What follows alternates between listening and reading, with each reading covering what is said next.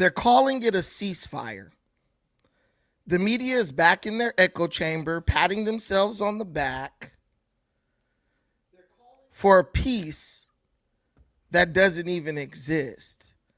The media is patting themselves on the back. The liberal, mainstream media is telling themselves that they've defeated Trump, and by way of Trump, the conservative or Republican Party. But look at the board. That's what we always say, right? Somebody's playing chess, not checkers. The IRGC refuses to stand down in the straight after making an agreement that they would.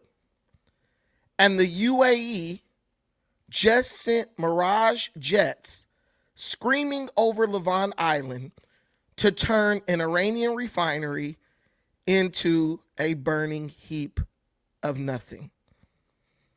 Does this seem like a ceasefire to you? The scriptures tell us in Matthew, the 6th chapter, but when you do anything, let your left hand not know what your right hand is doing. While the left hand, the diplomats, the doomers in DC sign papers and talk about de-escalation and pontificate on whether or not Trump said he was going to commit genocide, the right hand is moving pieces into checkmate. This isn't a retreat. This isn't even really a ceasefire for all intents and purposes. In my opinion, this is a lure. Trump knows that you can't kill a shadow while it's hiding in a cave. You give them the peace they think they want, you let them get comfortable, and the moment the IRGC sticks their head out of their hole to celebrate and posture, the Gulf nations, hungry for revenge in a stable Middle East, will come out and do the heavy lifting, as we witness today. You have to understand something. Trump is running plays. And if you don't got the game plan, then you're just on the outside looking in, trying to speculate on what's going to happen next. Meanwhile, Israel's going strong. They're not blinking on this. They're still hammering Hezbollah. They're still cutting the head off of the snake while the world tries to look at different pieces of paper and figure out which one they have to read to give their love, admiration, and praise to Islamabad. The doomers, they're crying, we're on the brink of chaos. But let's never forget the words at Ecclesiastes 3. To everything there is a season. There's a time for war as there is a time for peace. And make no mistake about it, the season for talk has ended. The season for diplomacy has paused. When the first missiles hit our allies, when the first missiles hit American bases all over the Middle East, that's when the time for peace was over. This is the time for war. This is the time to finish the job we started so our children don't have to. The trap is set. The predators are out of their holes. And it's time to finally close the book on the IRGC and the Iranian regime once and for all. But let me know what you think, because you guys got things that you're thinking, and I'm here to hear it. I'm here to talk to you about it. So we're getting a lot of news coming out of the Middle East. It's like more stuff jumped off after this supposed ceasefire than I feel was even going on when the ceasefire wasn't in place. You got the Gulf nations. It looks like they're finally deciding to stand up for themselves and go after Iran now that they believe that there's a chance that Trump might actually pull out. And isn't that exactly what Trump's been asking for the past couple of weeks? Even though Trump could go in and handle business like no other, he was saying, hey, look, the countries that got more skin in the game got to step it up, and they have to come do some of the heavy lifting.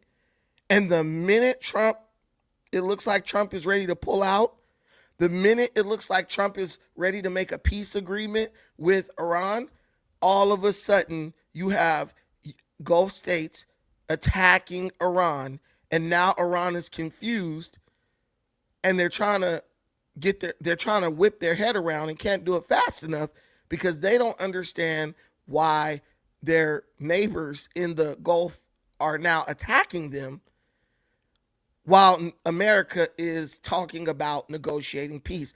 I'm telling you guys, I never bought that this was a genuine ceasefire for any minute. If you watched the show from yesterday, what did I say? I said this right here gives Trump the opportunity to get a target logistically on the IRGC. I believe it gives Trump a chance to see what capabilities they have left. And most importantly, I believe this gives Trump the opportunity to move pieces into position for what I believe is another ongoing attack. Where am I getting the info? I'm getting the info from the internet, just like you. Only difference is I'm looking at the information objectively, and it is confirmed that Lavon Island has been bombed by the United Arab Emirates, who sent a Mirage jet over to the island and hit several Iranian oil facilities. And then Iran responded by shooting a bunch of ballistic missiles back at the UAE. But the reality is Iran, as great as you guys think they are, they're Thanos, right? They can't be beat, apparently. They don't have the capability to fight a bunch of different targets at once. And this is why Trump was so adamant about getting other countries involved in the situation, because Iran is already a paper tiger. But if you have multiple countries creating a coalition to go deal with Iran, they would have had no choice but to fold. I would say even if the American people, the minority on the internet, stop acting and talking in a treasonous manner against the president and Operation Epic Fury, I think Iran might have surrendered a lot sooner, just knowing that they didn't have this like propaganda advantage where they just throw something on the internet, whether it's true or not. A bunch of Americans grab hold to it, cling to it, and start spreading it like wildfire as if it's scripture, as if it's gospel. There's a lot going on here, and it's happening very fast. But what I believe that Trump and Hegseth and Israel, I believe they're ahead of it. I think they're like 10 steps ahead of Iran, and they know exactly what to do to get Iran to expose its final like weak spots. Because remember, every time Iran launches a missile, that tells Israel or the United States the location of a missile launcher, and then they're able to go in and destroy it, right? 100% vicarious. Ceasefire doesn't exist. Ceasefire is just a timeout and stretch time and continue fighting. But what I think is it gives Israel and the United States time to kind of stretch, take a quick break, and resume the attack. Whereas I believe Iran, they're so scared, even if they do go out and inspect things in the Strait of Hormuz, or they go and try to manage the ships going through the strait, they're going to be doing that while looking over their shoulder.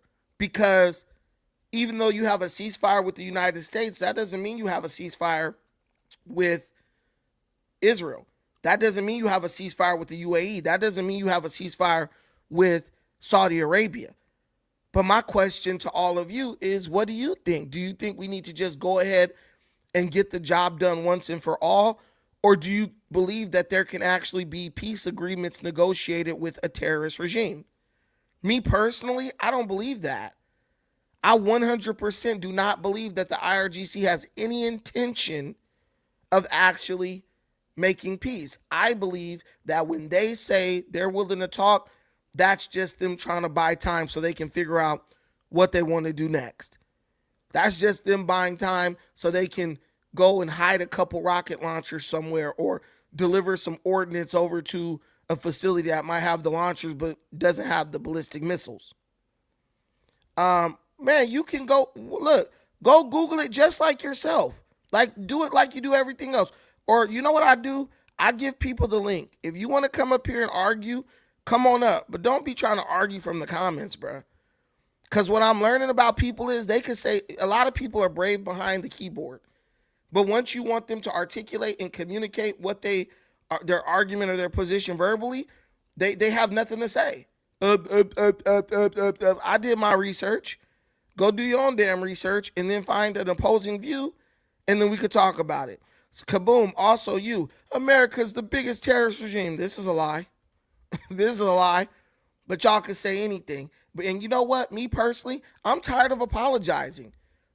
We have to stop apologizing to these bums who can't even defend their position in an articulate way for having love for our country and wanting our country to come out on top. If America's the biggest terrorist group on earth, do something about it then, bitch. You ain't gonna do nothing. So shut up with your belly aching and you're complaining. You might as well just go ahead and do what you're not gonna do anything. Go to work. Go to work, because that's what you're gonna do. I'm so sick of these dudes. America this, America. You got all these claims about America. Come up here and argue and show me some facts. Because I don't see America planting kids in front of refineries to keep the refineries from getting hit. I don't see Israel doing that. I don't see Saudi Arabia doing that. I don't see UAE doing that. I only see coward-ass Iran doing that. Operating like a regime that truly doesn't give a damn about the people of its country. What damn person tell the women and children to go stand in front of the oil refinery when they know there's a chance that the oil refineries are going to get blown up? But that's what these people do. They defend barbaric behavior.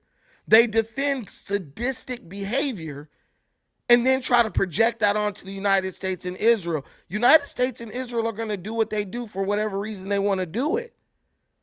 Israel has their own motivation. I listen to a bunch of black people all day talking about Palestine, two-state solution. Bro, Israel done offered these fools a two-state solution about 8-10 times. They don't want it. They want to destroy Israel. At that point, I'm not bothering Israel about nothing. Israel needs to do what they got to do. Because they say they want a two-state solution. You offer them a two-state solution. They let terrorists take over their government. And then the terrorists is like, F that. We just want death to Israel. Man, ain't nobody got time to play mental gymnastics. Get on up here so the debate can be had, so you can get cooked, and I'm going to let you talk. I'm not like the liberal channels where they cut you down and block you when you say something that they can't answer. I'll let you talk, but let's be real, guys. They don't have anything to say. This is doomer crap. Anti-American treasonous crap. That's just noise. And if you're silly enough to listen to it, then guess what? I ain't projecting a damn thing. I'm giving you that link right there in the comments. Click that link and come up and make your point and prove me wrong. Click that link and come up and prove me wrong. But we know you can't. We know you can't. You're getting your information off of TikTok. Like my boy Zarf said, you're doom scrolling. Then you run to the other part of the internet trying to argue on stuff that you haven't even verified and vetted, bro. You haven't even verified and vetted it. And then even if I tell you, where I got the info, guess what? You're still, that's not a credible source. That's a propaganda. You just decide something's propaganda because you don't agree with it. Come on, we've been here before. We've been here before. We've literally been here before. But if you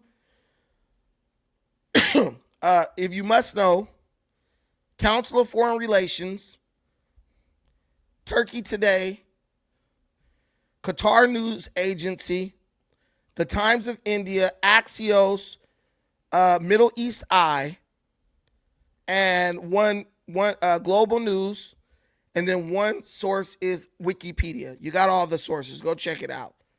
What does that mean? I'm telling you, you don't want the sources well, maybe you do, but it ain't to really go and look at the truth. It's to try to find a way to do mental gymnastics around it.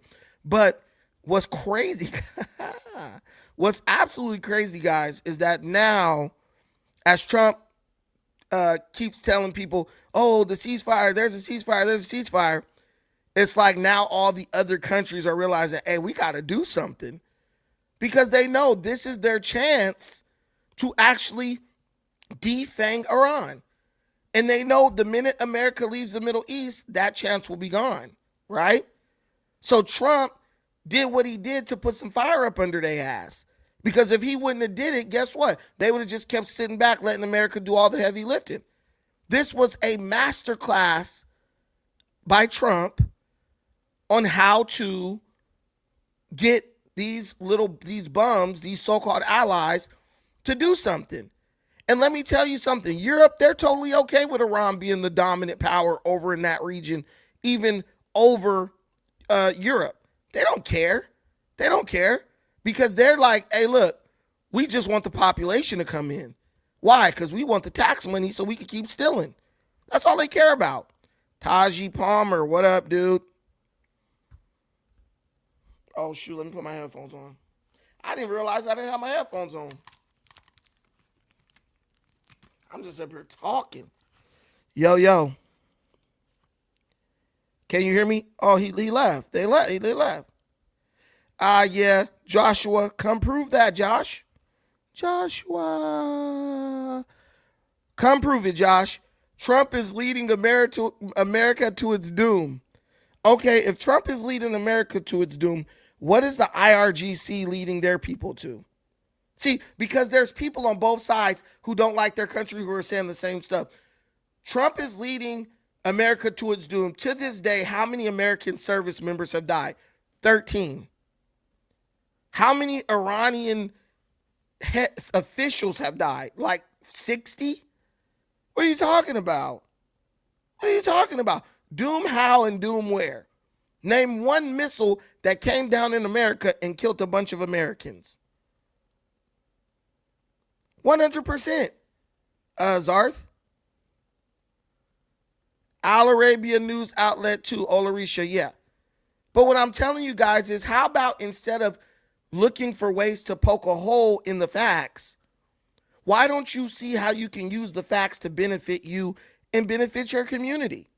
That's my question. I know Aliko Dangote, he's doing it. I should save this for another live. I should save this for tomorrow, but I'll say it today. Africa is winning right now, bro. Africa is winning right now, bro. Does anyone know how what the United States is doing to Iran has Africa winning? Does anyone know that? You black, oh, I'm Pan-African, I'm pro-black. Africa is an absolute winner. They are laughing all the way to the bank. Why? Because every time Iran closes the Strait of Hormuz, that prevents oil from going to African nations that for some reason buy oil from Iran. So you know what they're doing now? Now they're all trying to get oil from Nigeria. Nigeria's producing 650,000 barrels of oil a day, and they basically got a backlog because guess why? They got all these orders from countries that normally get their oil from Iran, but Iran is getting their ass cooked right now, so they're getting the oil from Nigeria. That's African, insulated African commerce. The more America destabilizes Iran, the more money Aliko Dangote and Nigeria makes off of oil. That's a win. That's a win. China ain't getting shit because China's not winning because China don't produce no oil. That's the whole point. China doesn't produce any oil. China brings oil in, they refine it, and then they ship it out. But they're struggling right now. Go look at the news. Go do the research y'all told me to do. China's fuel prices, they're through the roof. China is struggling right now. That's why they're on Iran's ass telling them to, hey, do the ceasefire. They're struggling. This is basic information right now. But when you're in an echo chamber and you only want to see and hear what you want to hear, what can I do for you? How can I help you? Right?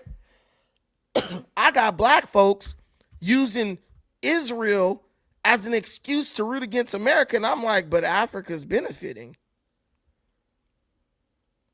Africa is benefiting. So what are you talking about? Israel this, Israel that. Shoot, Israel bless them. Bless their soul. Because whatever they're doing, the more they hit Hezbollah, the more they hit Iran, the more they call Iran's attention over to them, the more Africa wins, dude. The more Africa keeps on winning. See, when you're cooning and you out here just running off of emotions and you're letting the mainstream media program you to hate America and hate Israel and hate this and hate that, you don't even realize you're not going through the process of thought and process of elimination so you can understand what side you should actually be on. What you're doing is you're jumping on the bandwagon. And usually when you jump on the bandwagon like black folks do with Democrats, guess what? It goes against your own best interest. That's the issue.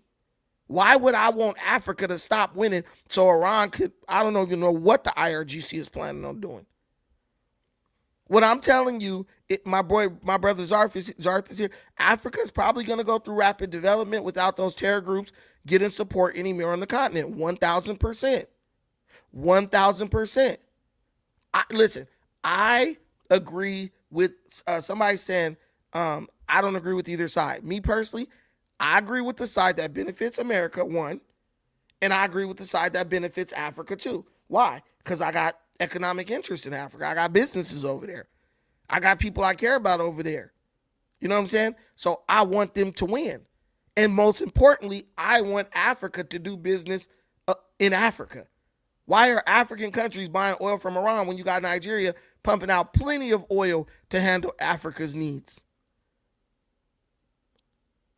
That alone makes me agree with what's going on.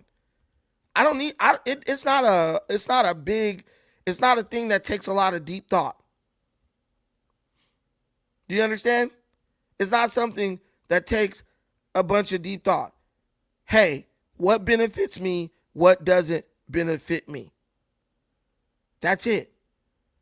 And when you look at it for what it is, the IRGC, Iran has no leverage because right now, from what I'm seeing, it's looking like they have a fractured government. It looks like one part of the government wants to do a ceasefire and negotiate, but the radicalized, hardline IRGC generals are like, hey, fuck that. We're not dealing with a ceasefire. So that could, listen, a house cannot stand divided among itself. So when I look at things and I use my wisdom, when I apply divine wisdom to this situation, I'm telling you right now, Iran is already done. Only the demons is like, no, they're gonna make it. They're not gonna make it. They're not gonna make it. The foreign minister guy is like giving orders, like, don't do this. And the generals are like, nah, we're gonna keep doing it. And every time they launch missiles, that just gives Israel, UAE, Saudi Arabia, and the rest of these countries more leverage to go in and keep bombing them. See, they don't want the big dog United States bombing them, so they're trying to negotiate. But everything they do, because what happens is, you know the old saying, pride before the fall? That's what's going on in Iran right now. Those terrorists in the government, they're very egotistical and prideful. And it's destroying them. It's destroying them. They should have came to the negotiation table earnestly years ago. But they didn't want to do that because they wanted to save face, as my granny called it. And guess what? It's whooping their ass now. They have no recourse. They are in a hole right now, scared to peek their head out of the hole because they don't want it to get blown off by the United States or Israel. Yeah, but the boss, help me make the show great by coming up and telling me what you disagree with. You guys clearly like this show and you like watching me. Come up. This is a call-in show. Call in and tell me what you think. Because only through dialogue, and I can have a conversation with you in the comments. I'm acting like a sellout to FBA. How? How am I acting like a sellout? FBA benefits when America wins. You're out of your mind. FBA benefits when America wins. This is the way it is. Where do you live? America. Where do all your kinfolk work when they get out of prison? The refineries. So the more America controls the oil hegemony, guess what? That means that there's more opportunities, more jobs, more this, more that. Man, my in-laws, they were they're in Saudi Arabia right now. They're consultants for oil refineries in Saudi Arabia. So my family is tied into the oil industry, right? You go talk to them. They chomping at the bit. They like, man, if things go the way it look, we gonna be able to come back. If Trump is successful in forcing Gavin Newsom to reopen some of these oil refineries and reopen some of these oil platforms out in the ocean off of the California coast, do you know how many thousands of jobs that creates? And do you know how many black men will be able to go there and be upper middle class overnight, making that good money at those refineries as operators and safety specialists and all that? You guys got to understand, it's all connected. The only thing that you don't need is your feelings. And that's where a lot of FBA people are. They're so caught up trying to bow and worship the God of their feelings and of their emotions and their sentiment. They can't understand that this is a net benefit for everybody in America. I'm not no damn immigrant. You sound stupid. Saudi Arabia? They work in Saudi Arabia. Do I look like I come from Saudi Arabia? You're silly. Black Americans do go to other countries to work. Stop trying to put limitations on us, bro. If you don't understand, ask. If you don't understand, ask. Don't try to come to a conclusion because you don't understand. Thank you guys for liking. Hey guys, can you do me a favor? Can you please hit the like button? Can you please contribute to the stream? And if you can't do that, can you hit the like button? We have a goal, $5. $5 super chats or more if you're in a position to do so before the end of the show. We're going to get into some different things. We're going to talk about whether or not Kanye West is banned from the UK. And we're going to talk about why Candace Owens is like going absolutely nuts. Thank you. I appreciate y'all. Please hit the like button on the show. If you don't do nothing else, please hit the like button. We're going to get our numbers up. We got to show everybody that it's an army over here and we working. Gavin ain't going to open any refineries. It's too cost prohibitive for oil companies to restart any shut down refineries. You never know. There's a lot of money to be made in California. And the more Iran gets isolated, the more opportunities. Because if you think about it, stability is the word of the day. And if Iran is constantly beefing with the United States and trying to open the Strait of Hormuz and close it and open it and close it, that kills stability. So once stability is dies, guess what? People start looking elsewhere to get the things that they need. They start looking elsewhere to get the resources that they need. So I don't know.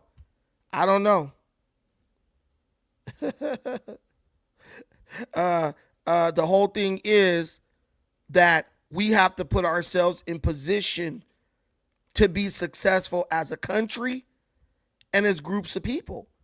It really doesn't matter race or color or creed.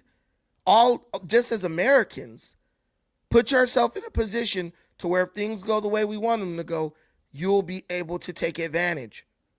Look at all these brothers out here with CDLs. They didn't have a CDL for years. I know 3 people with CDLs who stopped driving trucks. But since Trump took away all these thousands of CDLs from these illegal immigrants, these brothers is about to hit the road again. These brothers are about to hit the road again. Joshua Northern, just because. Appreciate that, Joshua. That's what I'm talking about. Just because. Let's bless each other. Because I could have laid up and kept watching Paul Blart. What the hell just happened to my camera? Jesus Christ. Hold on, guys. Give me a second.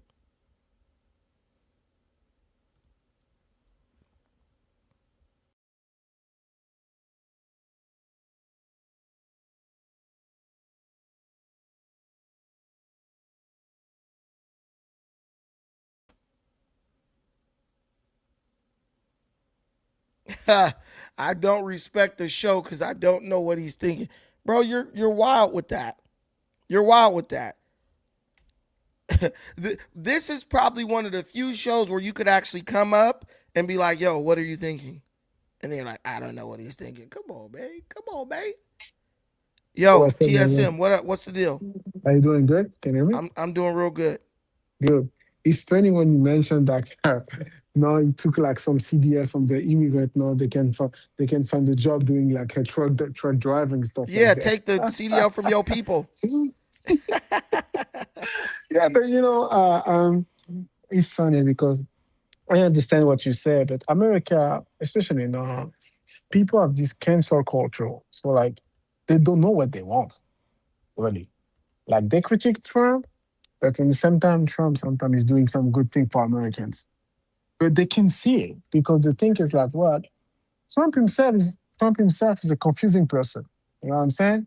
It's not Yeah. he's like himself, he's not someone like who he's not a role model. That's the problem with Trump. Trump, I think like Trump, he really loves Americans. I think Barry Trump is someone who wants the best for Americans. I believe that. But I just believe sometimes, like, himself, he need to double check before talking. That's all. I think his communication is not that great. That's all. I think Donald Trump is a bad he have bad communication because I a think lot of things he says make sense, but in the practical consequences, no. Go I for it. think I think Trump knows exactly what he's doing. I think he knows how to get under people's skin and draw attention to himself. The thing with Trump is he's always kind of in campaign mode where he wants everybody to like him or like to choose a side, right? He's polarizing, right? Hmm. You're Hmm. either with him or you're against him. But if you're with him, you like kind of see where he's going with it and you respect, what he's doing. Yeah. But if you're against him, you have a lot of ammunition to kind of throw at him, right? You have Hmm. a lot of like you have a lot of ammo to kind of use to like hate on him. Look, for example, in my position, I think, for example, like when the election was happening, like I believe Trump was better than Kamala. Even myself as an immigrant, I believe Trump is better for America now. The only thing I don't understand with Trump is like he's too greedy. They got some fight. He should stay away from it. For example, like this mass deportation thing, he should stay away from it. Because he's gonna lose the midterm election for sure. I don't Now, think so. He's gonna of win course, though. you're gonna say that because you're an immigrant. No, no, no, no, no, no, no, No, no. no, That no, no, no, no, no, no. no. Listen, I believe some immigrants need to be deported. Why No, would you? some Why would you stay away from the main thing you ran on that got you a landslide victory? no. I believe no. I don't think so. America vote for the deportation. I Yes, think they did. America. No, every they did for. every American you vote for, everybody who voted for Trump is like, I voted for immigrants to get put out the country. I believe they did for economic reason. They This is did not because church. they were. Belief ain't got nothing to do. This is what they say. I think they vote because they want better economy. They want a better paycheck. That's all. Because Man, I you could tell remember like yourself that. yeah, You're telling you're telling yourself, oh man, Americans love immigrants and they want them here. Listen, Americans are cool with immigrants, but illegal immigrants, they want them gone.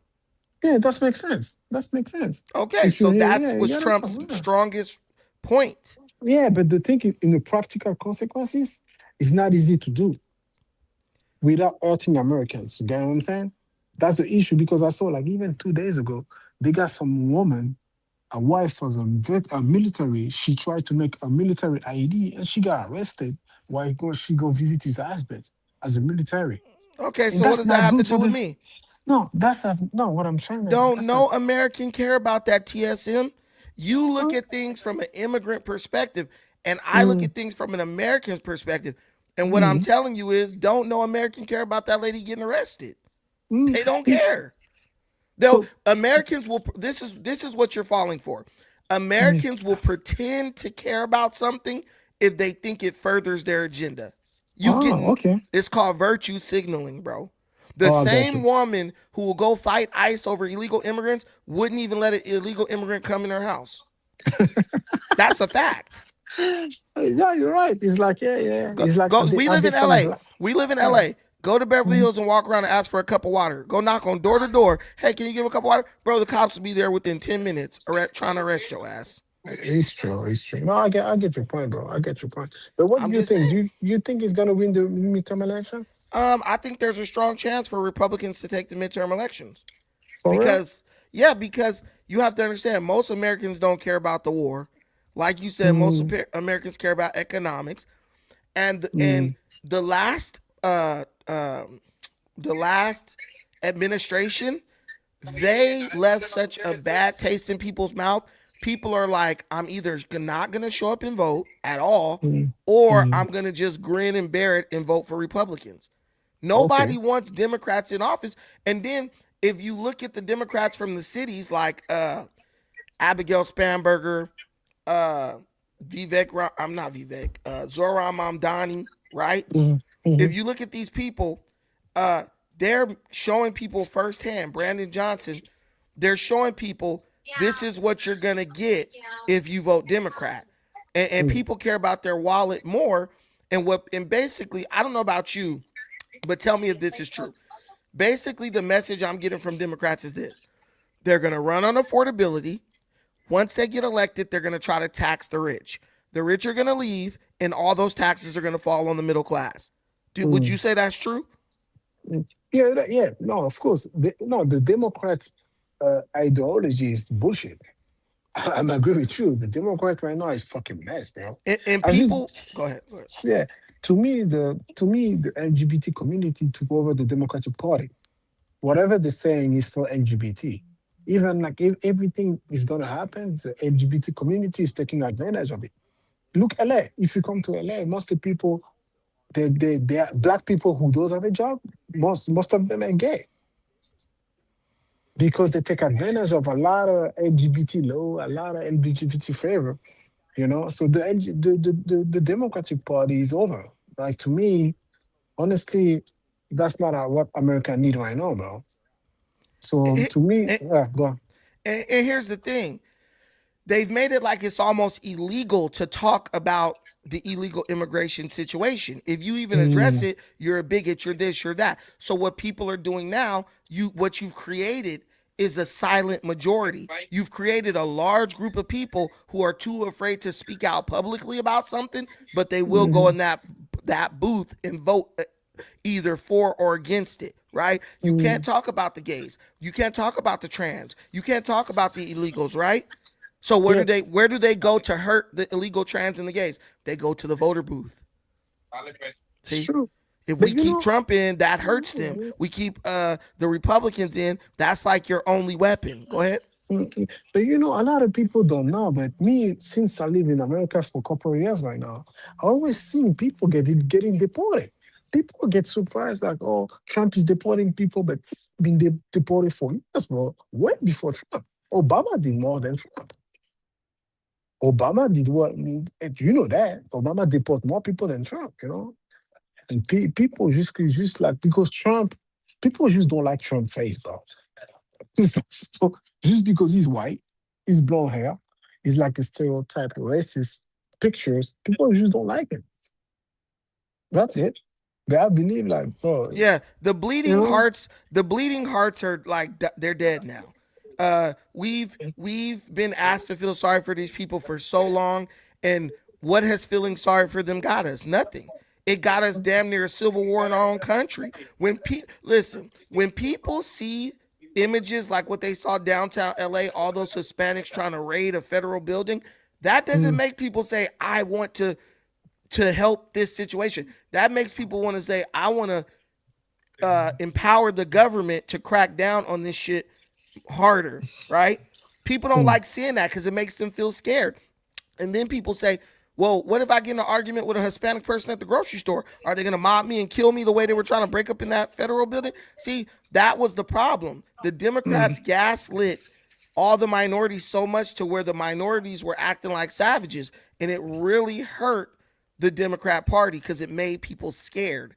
And one thing mm. you'll know, if you scare middle aged white women and white men, it's over for you politically. Yeah, but the thing I just saw also like Gavin Newsom, you just said recently maybe he's not gonna be at the presidential. Because I was really thinking like Gavin Newsom is the one who actually was going to take over Trump. Huh. Because Gavin Newsom, like, he's a big name right now.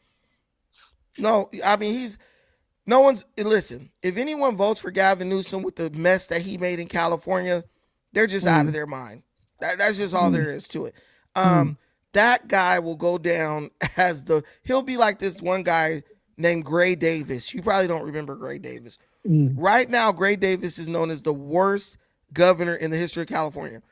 He will be replaced by Gavin Newsom. He will be replaced by Gavin Newsom. Because I Wow. think Gray Davis was actually recalled. He was like snatched out. But Gavin Newsom, like, if you vote Gavin Newsom, you're purely voting for party. You're not voting to improve America. Mm. Yeah. Let's see. Yeah. Let's see. Let's see Yeah. how it's going to be. But So, like, so, huh. so we'll see what's going on with that. But there's a lot going on in the Middle East. Um, I the, just the, saw today, Israel, I think Israel attacked Iran again, right? Or something like that, right? oh no, UAE attacked them, and somebody was telling me I don't see anything about that. So the Mm. UAE bombed the Levant Island Okay. today with a Mirage jet. And Jones, I got you. Hold on. And people are saying they don't see it, so I'm pulling up a report right now from the Daily Signal. You're listening to the Tony Kennett Cast on 93 WIPC.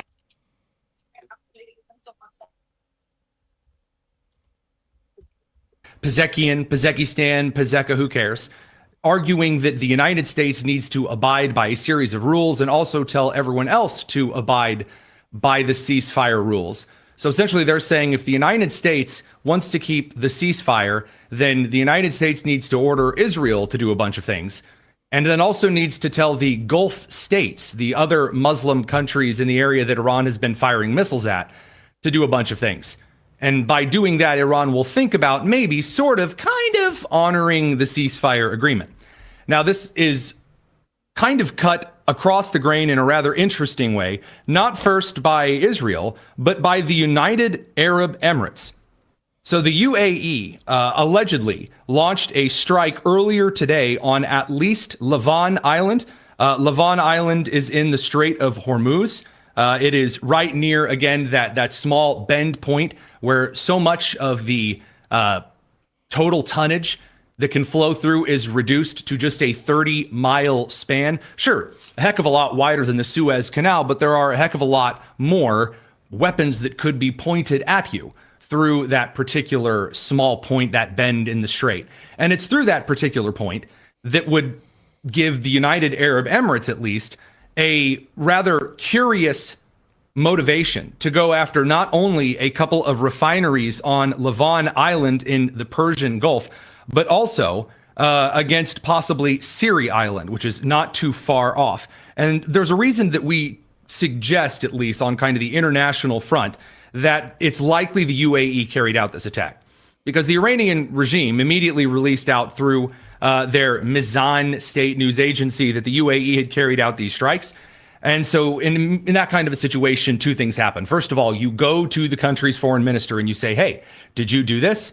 And then if he's smart, he will say, let me check with my superiors. And then he will use that opportunity to get away from you and then check with his superiors. If he's dumb, he'll answer right then and there. So far, what we've gotten is a third option, which is that the UAE has said absolutely nothing. They've said nothing, which is rather curious, but that's not the smoking gun because anyone can refuse to answer questions that they're asked. The key is the type of jet that was observed in the strikes. So a lot of the late Cold War era, early aughts era fighter jets need to slow down and reduce altitude just slightly before delivering some of their strike packages. Now, the United States, of course, has built a fleet of fighter bombers that aren't so beholden to the traditional end of the Cold War era rules. But some of the other fighters in the world are kind of beholden to a little bit of that principle in physics. Now, here is why this has to do with the UAE. The type of jet that has been seen in these strikes on both Lavon Island and Siri Island today in the Strait of Hormuz. I know we're getting quite the geography crash course in all of the islands in the Strait of Hormuz. There's a quiz next hour. Don't forget to bring a number 2 pencil. The type of jet observed is a Mirage 2000-9 jet. And there are only 2 countries that are engaged in any kind of active military operation or active sorties that are being flown daily that use this jet. And there's only one of those that is in the Middle East at present. So one of the 2 countries that are currently engaging in active sorties around the world would be France. Given a statement from France's Macron, very, very likely not France that carried out the strikes today against 2 Iranian islands in the Strait of Hormuz, the Persian Gulf.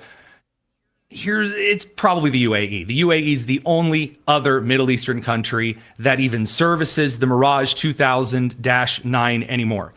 Now, again, on that particular note, there are a couple of kind of open source intelligence accounts that really pride themselves on getting information out there that immediately went out and said, well, actually, the UAE didn't do anything of the sort.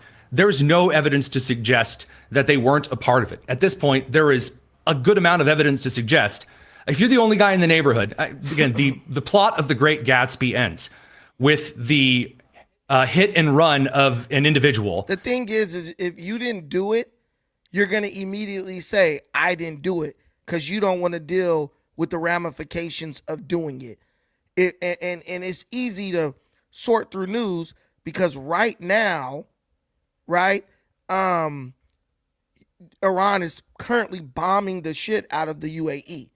So if anybody knows who bombed them, you know it's the country that got bombed, right? Because they know what type of planes and stuff, their enemies are dealing with, right? So we know at this point that it's the UAE. Currently, as we speak, the UAE is under barrage by Iran. They're not playing. They're mad as hell right now. So Dubai is getting bombed. Currently, media outlets are reporting in India, in Middle East, all the media outlets are currently reporting that the United Arab Emirates is getting bombed. So we can put 2 and 2 together. So there's really no speculation needed. But what's absolutely nuts is Iran is actually trying to target UAE's AI center.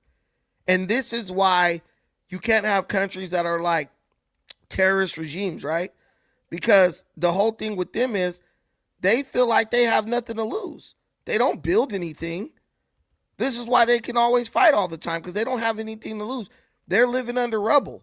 So when you go to war, they're just like, when you bomb us, it's pretty much going to look the way it looked when you came. See, and that's the curse of Dubai and Abu Dhabi or UAE right now, because they have the audacity to actually build and generate, and generate tourism. And I honestly believe Iran is jealous of them for that. I believe Iran fears the success of the UAE because they know that if the UAE is successful, other countries will look at them and say, other Muslim countries will look at them and say, hey, maybe extremism and terror isn't the best option. Maybe we need to build some resorts and convince people to come here. I got you coming up next, Ann Jones. Let me play this clip real quick. Later. The UAE has also normalized relations with Israel through the U.S. brokered Abraham. I do not know why I can't rewind this video. It makes no sense, but I cannot ever rewind their videos. On September 22 as almost unhinged.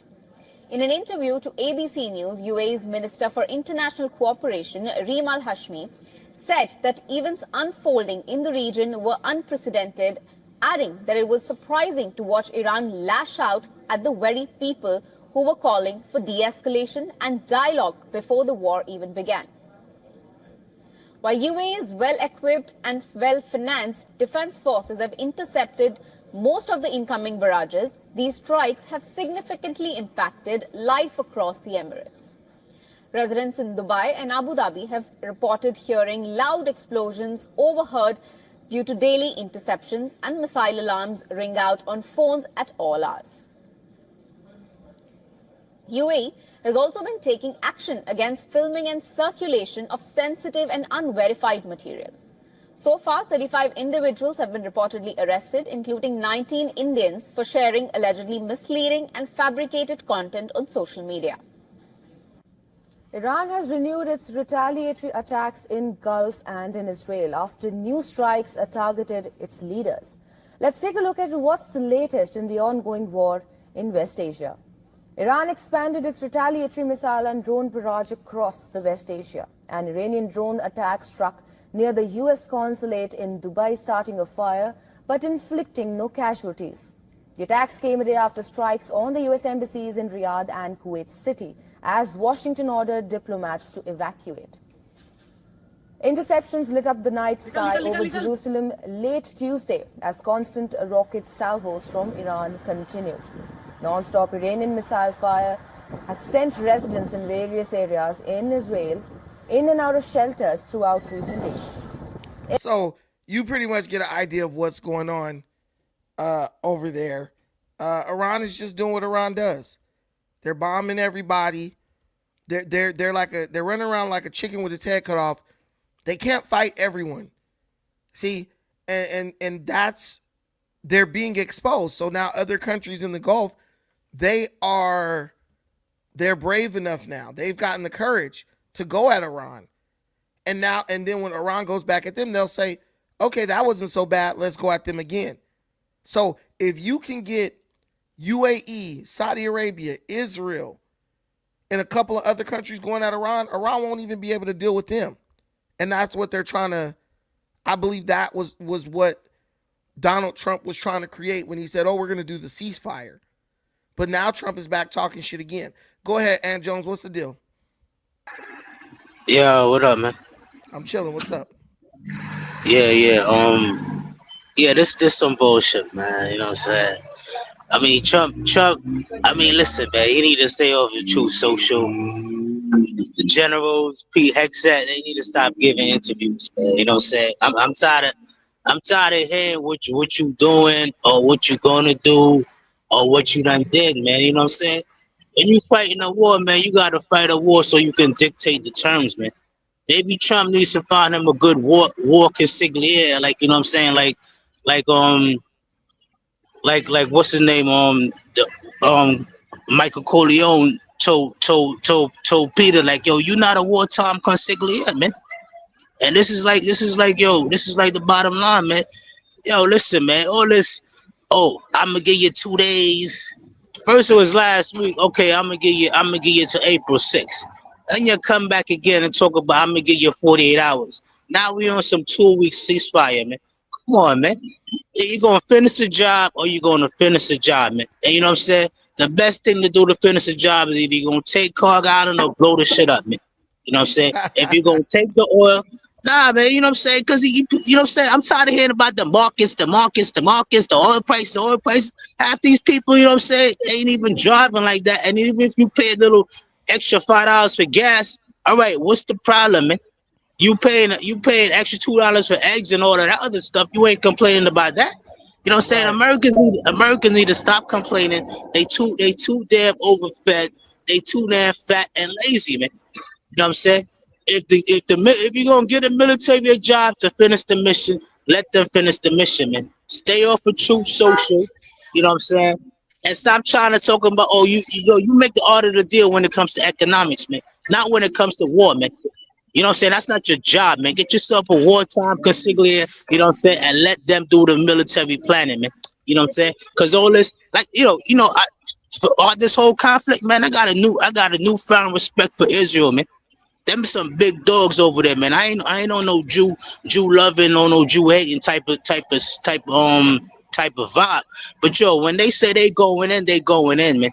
They up in Lebanon. Hey. They up in Lebanon. You know what I'm saying? The Mossad, the Mossad is so precise. Yo, they had the coordinates of some dude that they gave the coordinates to the U.S. military, and it was like, no, not right now, because we talking to them right now. You know what I'm saying? Come on, man. These dudes know where you at. They know how to find you and all that, man. Yo, if you're Right. gonna let the Navy and the Joint Staff or whatever do their job, let them do their job, man. Yo, stop playing around, man. You know what I'm saying? Because all right, you gonna talk about you gonna make a deal. Now I'm hearing he talking about yo, if Iran charges a toll, we can get a piece of that, man. Who's we? Who's we getting a piece of that, man? I don't think Iran's not going to get a piece. It's not No, going to he's be a talking piece. about America would take the whole toll. That's the whole thing. They're not Listen, going to give that- Iran shit. Because Bro, basically that don't- right now, America's trying to move into a point where they want to basically try to make Iran a proxy like it used to be. People Listen, don't get that. Listen, bro, it ain't happening, man. It could happen. It could No, happen. Oh my God, Joe. Anything that Oh has my God, happened, Joe. listen, anything that has happened in the past can happen again. There was Okay, a time so when telling Iran me was a what proxy of the United States. All right, but that's when you had total control over them, man. You ain't got no total control over them, man. All you need is control over one leader. That's it. Nah. That's not how it works, bro. Okay. That's not how Okay. it works, man. Okay. These Yeah, people, but these the Wait, people, hold on. these- Look, tell me that's not how it worked when that's exactly how it worked in Iraq for decades. That's how it worked in Iraq for decades. We had, yes, Saddam Hussein was our proxy in Iraq. We used to use him to bully the shit out of Iran. Then when he didn't play ball like we wanted to, we went and got rid of him. And now I believe this foreign minister, I think they're trying to line that fool up to be the new proxy. Bro, you gotta call a spade when That's a what I'm spade is doing. spade. You know what I'm saying? That ain't got nothing to do with this war effort, man. You know what I'm saying? Because you ain't. All right, they done took out the generals. They done took out this head of state or that head of state. You know what I'm saying? We're not talking about Saddam Hussein that he's already working for you, man. Nobody's working. There was a time when for- Saddam Hussein was not working for America, bro. No, you can't listen. You can't be so biased, man. I'm not being biased at all. Okay, but I'm trying to educate you on something, man. Bro, I'm trying to educate you on something. What? There is a strategy that the United So States you employs. telling me this is a prudent strategy. That's what you're telling me. Listen, bro, it's a United States strategy. Look what they did in Venezuela. They did the same shit. Bro, They this took ain't Venezuela, man. Man, listen, man, it's a third world shithole. They're all the same. Ain't much difference. They got one guy. Hold on. They got one guy who's willing to play ball. That's the foreign minister. The problem is, like in most third world countries, the military right now is operating on their own. And bro is trying to get the military under control, but they're more hard line. Bro is trying to be the leader who works under America. Because he's a person, that guy wasn't even living in Iran for a long time. So he's already experienced the beauty of the being in the West and all that shit. He's trying to save his own skin while retaining power. And I promise you, if the regime stays intact, I promise you that foreign minister will be the head of it and he will become a U.S. proxy, just like Dulce Rodriguez or whatever her name, Delcy Rodriguez or whatever her name is. Go ahead. Okay, all right. I understand all of that. But this is two different hemispheres. You know what I'm saying? And you keep talking about third world shithole, man. What that got to do with your ability to fight when you in somebody else's country, man? It's not like World War I or World War II where you meeting a tank with a tank. You know what I'm saying? You dealing with a different force, man. You supposed to have learned from Vietnam already. You supposed to have learned from the Iraqi wars or Korean War and all that. When you in somebody else's country, they not using the same tactics as you, or they don't have the same ammo or the same equipment as you. They're gonna resort to other things, man. You have to take all that into account, man. You know what I'm saying? A bombing campaign is a good start. It's good to keep the air cover over whatever troops you got. You know what I'm saying? Carrying out whatever precise missions you want carried out. But you know what I'm saying? That has to be the end goal, man. That has to be the end goal. This ceasefire and all this talking back and forth. Come on, you not what like you know what I'm saying. I was just in the diner show the other day, and you know what I'm saying I had a brother from Burkina Faso, and he was like, "Yo, listen, Troy, don't negotiate with terrorists, man. This is a terrorist regime." Yeah, And but be careful, that's what AJ. huh? AJ, you pretty much you're very emotional, bro. It doesn't work like that. It doesn't What do work you like mean? that with like What do the you mean? fact, I'm like very you said, because Trump actually, I think he did a good move to put like a 10 days ceasefire because like the situation, bro, is more complex than we think. Iran is a country, bro. They almost have like the nuclear bomb. So it's not a joke. right, Like you can play right. with this shit. But that's what I'm telling you. You know But what I'm saying? So, you saying I'm emotional when I'm giving you the facts, man. I'm not raising my voice, and I'm not getting loud or belligerent. You know what I'm saying? I'm just giving you the facts. When you no, the fight thing a is that Well, war, here's the thing. The facts are very elusive, but what I'm gonna tell you is this is what I believe is most likely to happen. You got some background noise. Listen, guys, just look at the history of the situation. The United States has always dominated the world by proxy. Understand, you can compare Iran to the Viet Cong, all these different countries, all you want to, but the reality is it's a different situation. Why do I say that? You have the foreign minister, right? He's looking like he's trying to line himself up to be the puppet of the United States. Not only do you have the foreign minister, you have the people who are loyal to him, one. Two, you have different tribal people in that country, the Kurds and different groups that are marginalized by the IRGC. And then you have the civilian population that does not a large part of the civilian population that does not like the IRGC. So when you do the numbers game, if you do install a proxy, you're asking yourself, will this guy have enough support to fight off the IRGC when they inevitably come for the title or the throne, right? With America's help, yes, he does have that because there are people. You remember the Kurds, they launched some strikes on the IRGC at the very beginning of the conflict. What did the IRGC do in response to them? They didn't do shit. They just took that on the chin like, okay. And they kept focusing on America and Israel. Why? Because they can't fight inside the country and fight outside the country at the same time. So that's what's going on here. And I'm telling you, if that regime stays in place, it will emerge with that foreign minister being the leader. He will be the proxy of the United States, and he will probably have a coalition of like Persians and Kurds and different people, and they will be the ones fighting against what's left of the IRGC because the head of the snake has been totally severed. Like all those leaders are gone. And what people don't understand, you could just think to yourself, oh yeah, the other people could come stand up in their place. Bro, it don't work like that in the Middle East. If you look up the history of Muslim or Islamic armies, they do not do NCO, non-commissioned officers. They do not share intelligence all the way down the chain. That is not the way Islamic armies operate. And if you get rid of the generals or the heads of the snake, that army is in chaos now. And that is what we're seeing when you see people launching missiles while one of the guys who should be in charge of things is like, no, we're trying to do a ceasefire. I'm not repeating Fox News.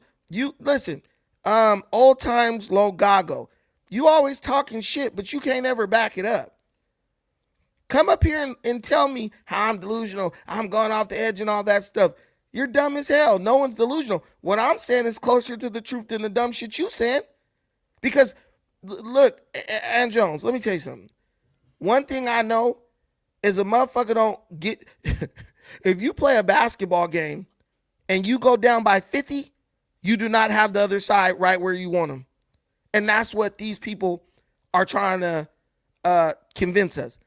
This ain't no fucking movie, man. This ain't Rudy, bro. This ain't no underdog story. This is real. $800 billion a year versus like $20 billion a year. That's what this amounts to. How much does Iran spend on military defense every year? Let me see.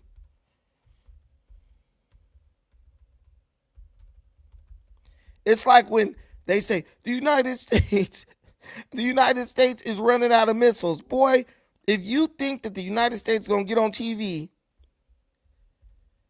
and tell you how many missiles they got, you're out of your damn mind. So Iran is spending between 7 billion and 23 billion on military defense. America's spending 800 billion. That's what this is about. Go tell your underdog that story. Go tell me how maybe 23 billion is going to beat 800 billion in a head-up fade. You guys are like, if they invade the country, they just showed you they could go in that bitch with someone snitching about locations and stuff. They had a shootout with the IRGC, bro. America eradicated them. They got the videos up online. Go look at the video of the firefight between the IRGC and the military helicopters when they were rescuing that dude. Bro, the IRGC got fucked up badly. And y'all still like, no, David's going to come with the slingshot and knock out Goliath. Bro, this ain't that. This is not that, no matter how bad you want it to be. Look, old times, militarily, Iran has lost the war. They can't challenge the U.S. military. All the missiles they are firing are at civilians, not military targets.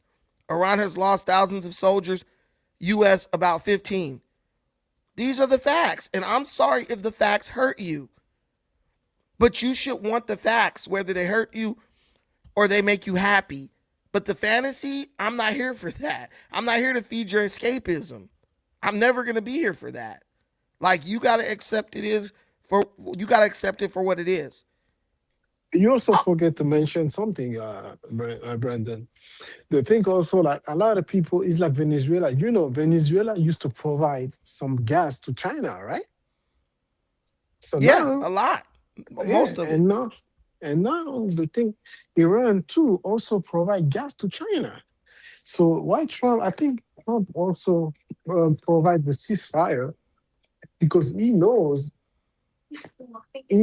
like, see, if you keep doing stuff like that, it's gonna hurt China badly, and that can cause other problems.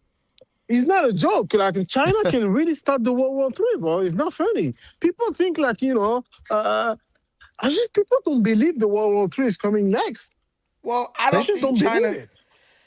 think China wants to start a war. That's why they were encouraging Iran to do the ceasefire. If they were going to do something, they would have done it by now. China is trying to make money to feed billions of elderly people in their country. China has a aging population crisis. If you really want to be real about it, they can't afford to go to war with anyone right now. Yeah, but what I'm trying to say is, like, of course, but if they need to do it, they will do it. They don't want it. But how will they attack? Who will they attack, though? Because they need gas to survive. So now, if, like, you took over Venezuela, you took over Iran, they start to scare. And if they need to fight for the shit, they buy from the U.S. or they buy from Russia. Yes, but bro. This is not a problem that needs a war, bro. They can buy from Saudi Arabia. They can buy from anywhere. There's a tons of oil producers right over there who can supply them. They could even buy from Nigeria. There's plenty. The oil market they're not gonna is buy saturated. the same price. They're not going to buy the same price. Then they'll pay higher prices. I don't believe that, bro. They don't want that. They'll pay higher prices and they'll raise the prices on the goods that they make. Because what I think America have a strategy right now. They try to just, like, tie China by just, like, strike the partners. I think they start to leave Venezuela. Next is Iran. Next is going to be Saudi Arabia. Maybe, you don't know. See, but what people don't understand about the UAE situation is that even 2 days ago, the UAE was telling America that they were ready to enter the conflict and help fight Iran.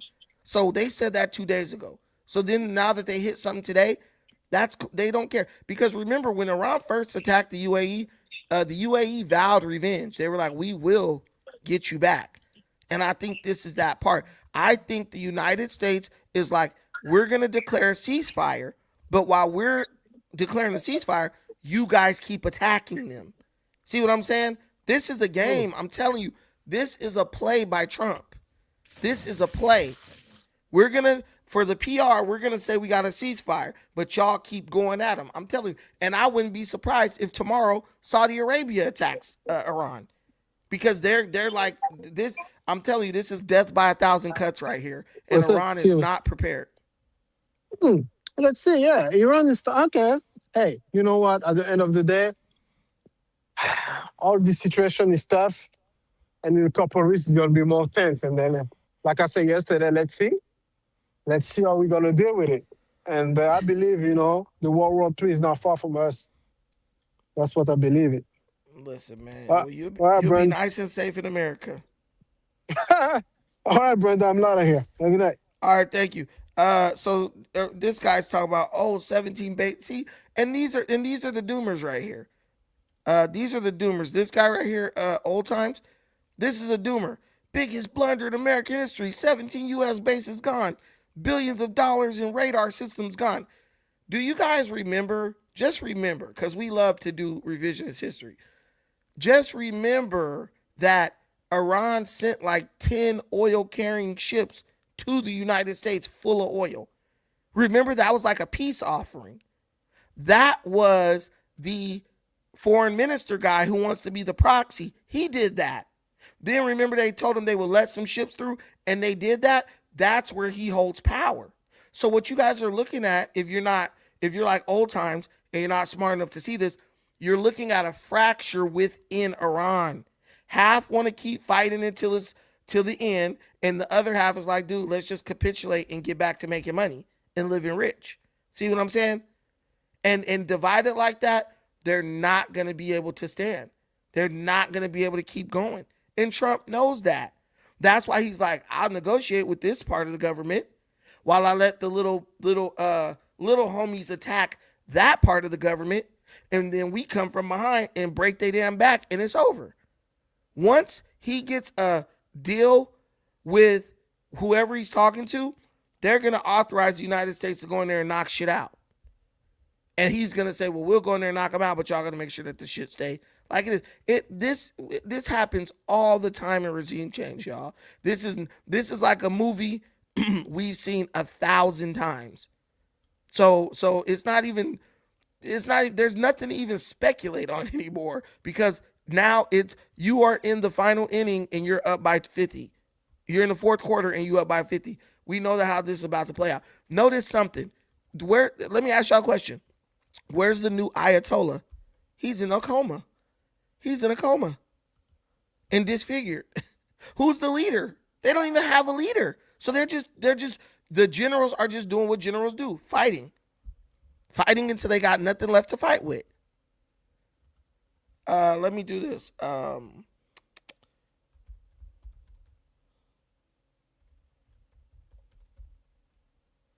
Guys, I have so much editing I need to do. I'm going to probably be up all night editing. Please don't forget we have a $5 challenge in the comments. Please hit the super chat button. Leave a comment so it can be read live on air, and contribute $5 or more to bless the channel. I appreciate that in advance. And if you are not in a position to do that, please hit the like button if you have not already. So I wanted to talk about this situation with Kanye. Did Kanye get banned from the UK? I'm hearing that they didn't block bro from traveling to the UK. Why are they trying to come after my boy? I believe he's dead too, Miss Berry. Seriously. Why are they trying to come for my boy Kanye and keep him out of the UK? Welcome. I'm telling you, the UK is officially like a communist place. There is no more free speech in that place. There's no more free speech in that place. And I want everybody to look at that and see it for what it is. It's a sign of what America could become if we don't keep our wits about us and push back against this damn snowflake, radical liberal bullcrap and the people who try to perpetuate it. Let's tap in.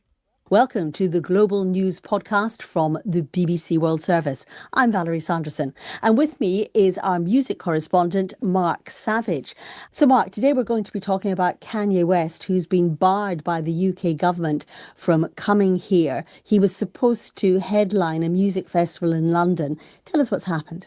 So Kanye West is one of the most influential and groundbreaking artists of the last 25 years. And at the moment, he's in what you could call a rehabilitation tour. He has spent half a decade making some really controversial statements, racist statements, anti-Semitic statements. He released a song called Heil Hitler. He sold T-shirts with the swastika on them. And in January, just ahead of the release of a new album, he took out a full-page advert in the Wall Street Journal. And he said that he was incredibly sorry for all the hurt that he'd caused, that he had been diagnosed with bipolar disorder, that he had brain damage from a car accident that he was in 2002, and that he had stopped taking his medication for some of the conditions he has. And that had caused him to essentially say things that he didn't mean. And obviously people who live with someone with mental health issues, particularly bipolar disorder, know that you can start to say incredibly offensive and aggressive things that alienate lots of people around you. He says he's doing the work to come back from that mindset, to put himself back on track. And last week, he announced that he was going to be playing 3 nights, headlining all 3 nights of this massive festival in London called Wireless. 150,000 people will go there over the course of a weekend in July. Instantly, there was criticism of the decision to book Kanye in particular and bring him to the UK. Obviously, Jewish communities in London felt they hadn't been consulted about this and were worried about the fallout from it. There were MPs who accused the festival of putting a fig leaf over the statements that he'd made in the past and trying to excuse him. Today, the government have announced that he is not going to be allowed to enter the country in a state.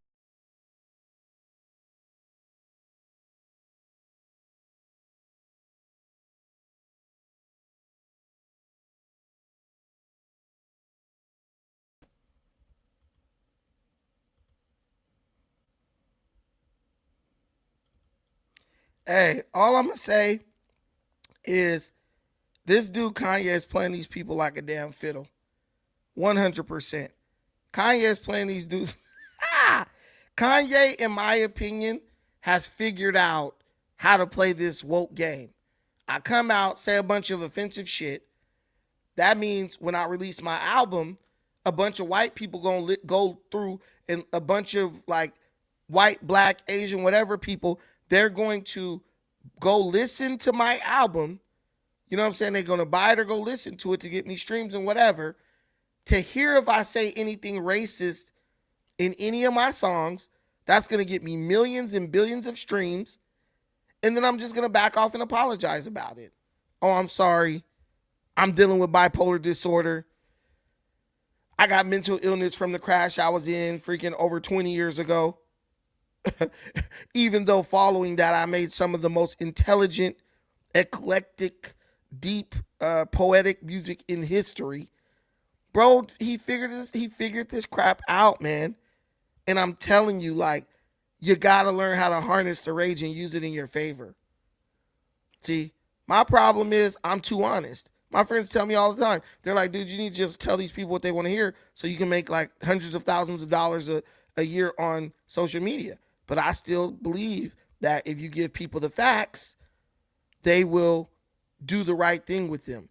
But maybe I'm wrong. Maybe I'm the problem. Maybe I'm just delusional, right? Maybe I'm like Chris Brown. Maybe we were just delusional. And that's the singing. Let's tap back into this. Enter the country. In a statement, the Home Office said that Kanye West had made an application to travel to the UK yesterday, that's Monday, via an electronic travel authorisation. The government have blocked his permission to travel and he does not hold a valid ETA. The decision was made on the grounds that his presence would not be conducive to the public good. Mark, the organiser of the Wireless Festival, told the BBC he believes in forgiveness, giving people a second chance, but it's not up to the music industry to decide who can appear and what they can say. No, and certainly, in this case, it is the government's decision that Kanye West coming to the UK would not be for the public good. See, and that's the problem right there. Oh, it's the government's decision. No, it's the people who buy the tickets to the concert's decision. If you got thousands of people where he's selling out 3 days, that's a significant number of people who want to see him. If they want to see him, why is it that he can't come because you don't like what he said, because his words hurt your feelings? What happened to freedom of speech where a person could say whatever they want to say as long as they're not trying to hurt anybody? Kanye West, that's what I'm saying. You have no rights in the UK anymore. Those people don't get to see Kanye. He doesn't get to go over there. Why? Because Big Brother said so. We don't like what he's saying, and we don't think it'll be conducive to yada, yada, yada, yada. But come on, bro. But meanwhile, you got grape gangs running around the damn city taking advantage of women, and y'all talking about if you say anything about it, that's an attack on Islam and you putting people in jail. They're obviously worried about unrest around the festival and the potential impact, particularly at a time when anti-Semitic attacks are on the rise, particularly in London, but throughout the UK. The head... Oh, wait, anti-Semitic attacks are on the rise in London and the UK? I wonder who's committing those. Yeah. See, the more you let the liberals talk, the more they tell on themselves. The more they go back and expose that what they claimed wasn't true is actually true. Because a couple weeks ago, they were like, oh, no, that's all baloney. Ain't no rise in attacks on Jews and all this stuff. Oh, this is all propaganda. But he just said there's been a rise in anti-Semitic attacks.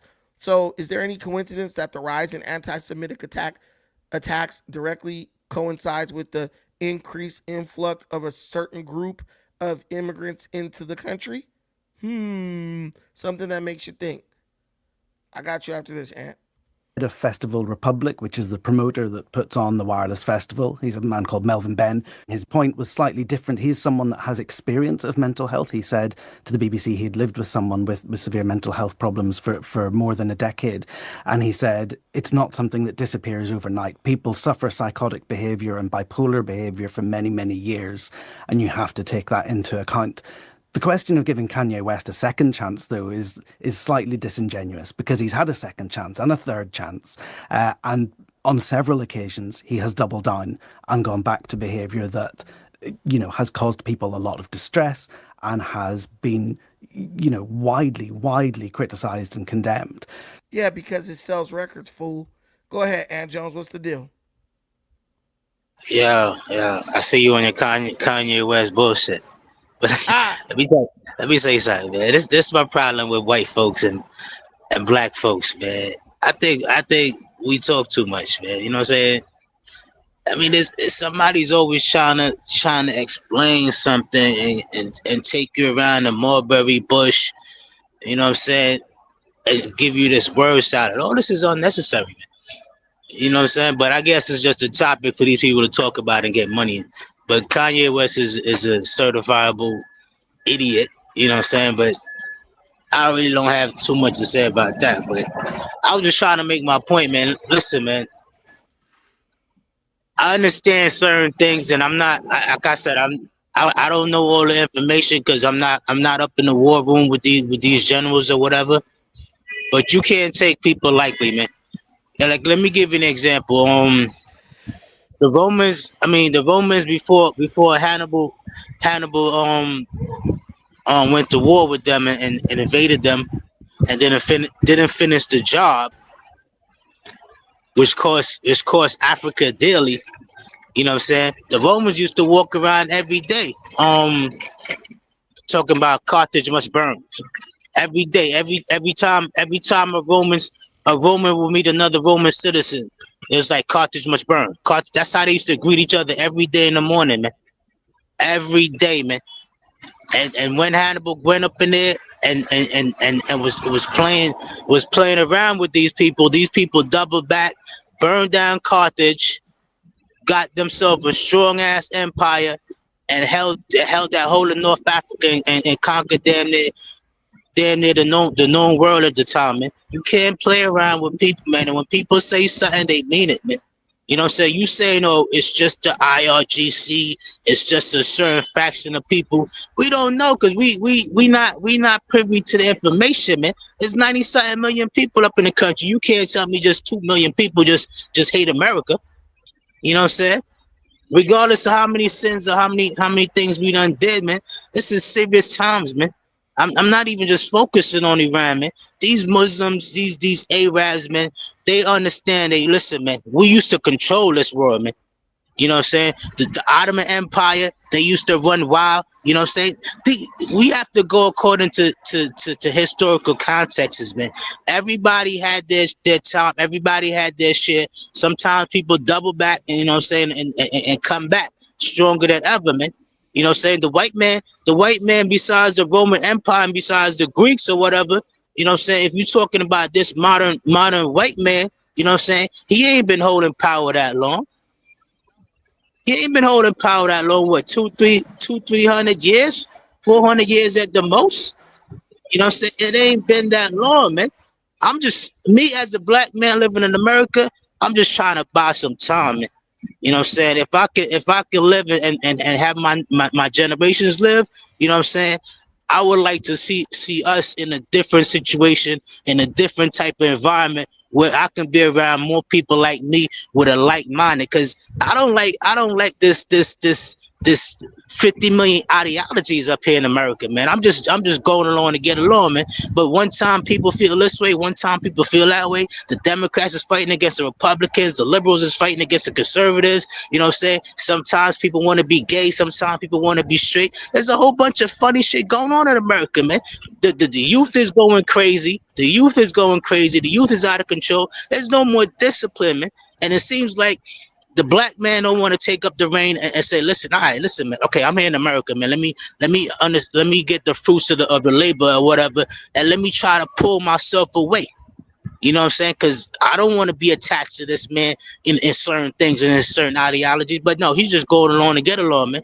So I don't know how many of these people is going to be able to like escape the system or whatever. You know what I'm saying? And you already know the Hispanics, they going out for themselves, man. So let's say in 20, 30 years, they got this country on lock, man. That means the whole of South America gonna come up, man. You know what I'm saying? There's a lot of demographic shifting around, man. And the black man it seems like he just somewhere in the middle, not knowing what he want to do, man. But as far as what's going on right now, man, I just want America to benefit so I can keep eating, man. So I can keep doing the things I'm doing, so I can get the hell out of here. Or separate myself and people that's like-minded like me on a certain spectrum, man. I don't want to be involved with all kind of Looney Tune white people, man. I'm serious, man. All Looney Tune crazy black people, man. You know what I'm saying? I like countries that everybody's on the same ideology, man. Whether it's religion, whether it's politics, or just everyday living, man. It's too much. You can't have so many different type of people in one country, man. You know what I'm saying? It's like yo, I think you know what I'm saying, to the detriment of people in America, man. The white man is too greedy, man. He's too greedy. He wants to bring in Muslims. He wants to bring in this one. He wants to bring in that one. He wants to send the factories overseas. You know what I'm saying? You're doing everything to the detriment of your own children, man. It's like these people really don't. All they do is see the money in front of their hand, and they don't think about the consequences 20, 30 years down the line, man. Because this country could have been stable, man. All you had to do was keep the factories here, invest in the youth as far as keep the trades in the school. You know what I'm saying? You were so worried about black people coming up that you was like, oh yeah, we can't let these people come up. You know what I'm saying? We got to do everything we could do to hold them down or whatever. You know what I'm saying? And where has that gotten you, man? Where's that gotten you, man? You supposed to not really anywhere. But okay, so we gotta move to the next topic. Thank you for that. All right, bro. All right, I'm gonna let you, man. Thank you so much, Ant. Okay, so guys, listen. Let's talk about Candace Owens, the trajectory of Candace Owens. There was a time when she was like a hero. We needed her, the red pill, black woman who walked onto the scene and spoke the truth.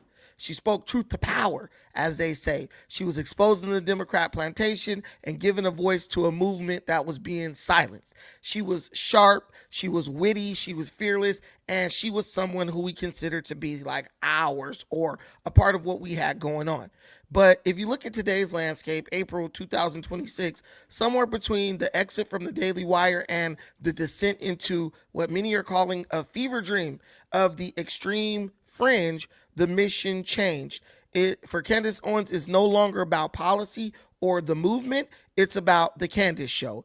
When you start peddling theories that Israel was behind the assassination of Charlie Kirk, or you spend your airtime debating the gender of the French First Lady while the world is on the brink of chaos in the Middle East, it seems like you may be someone who has lost the plot.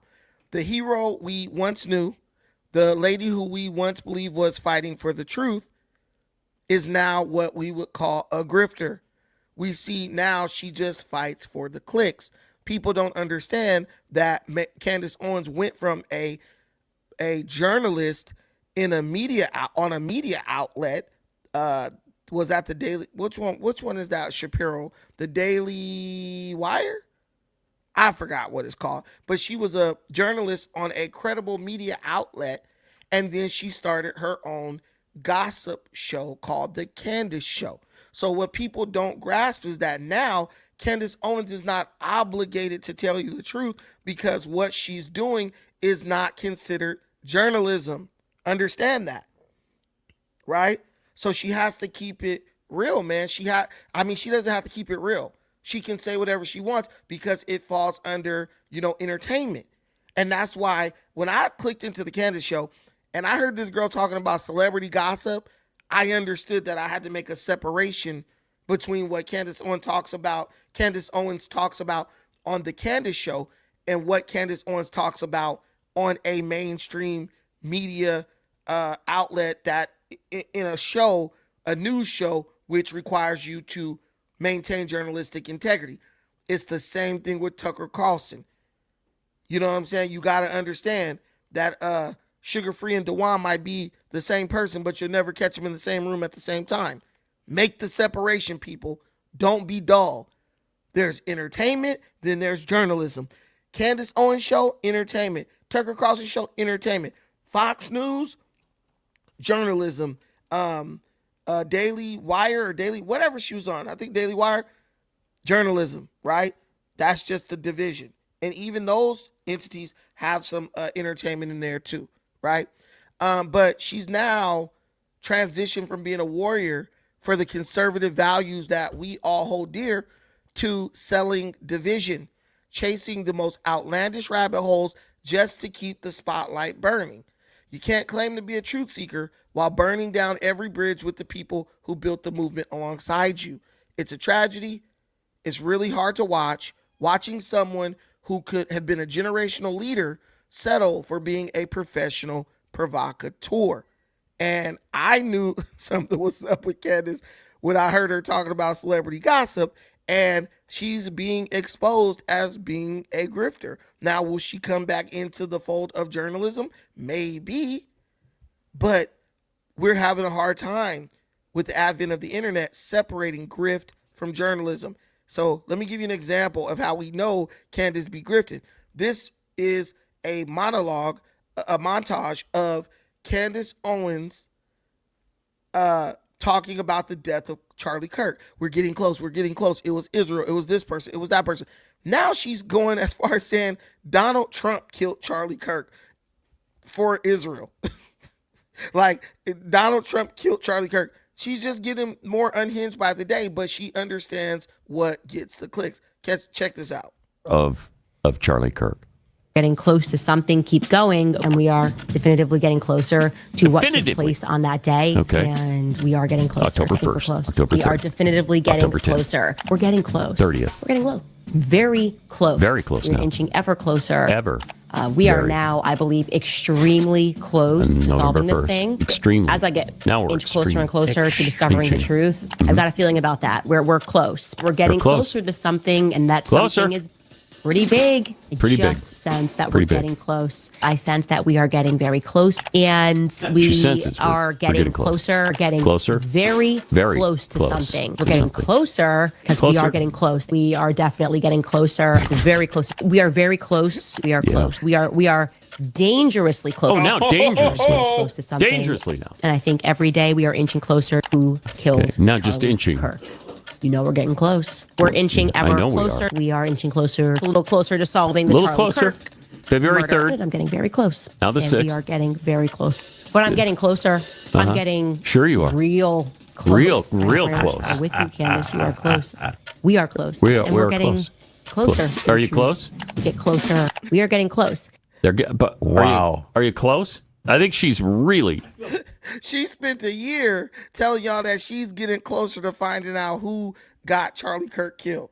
Well, you're dumb because we all know that it was a radical, deranged, transgender sympathizer who was dating a transgender who was so pissed off that he took a gun to a college campus and murdered Charlie Kirk. Oh, no, Brandon, that's impossible. That ain't what it is. Well, look at Sandy Hook. Look at all these school shootings. It is very possible because in 2026, transgenders have been involved in many shootings since the death of Charlie Kirk. So we understand that there's like a wave of psychosis that is taking over, and they are now going to get the gun and going onto the campus to try to do damage in defense of, their identity, at least in their mind. So she spent a year convincing you she was getting close to some revelation, while in reality she was just pulling you further and further away from what was actually the facts. But I understand what Candace is doing because she is now hosting an entertainment show. She is not held to the standard of a journalist on the Candace Owens show. It's like saying Ricky Lake or what was that one chick's name? Jenny Jones or Jerry Springer have to tell you the truth. No, they don't. They're just running a talk show. They're not even coming to you as if they're journalists.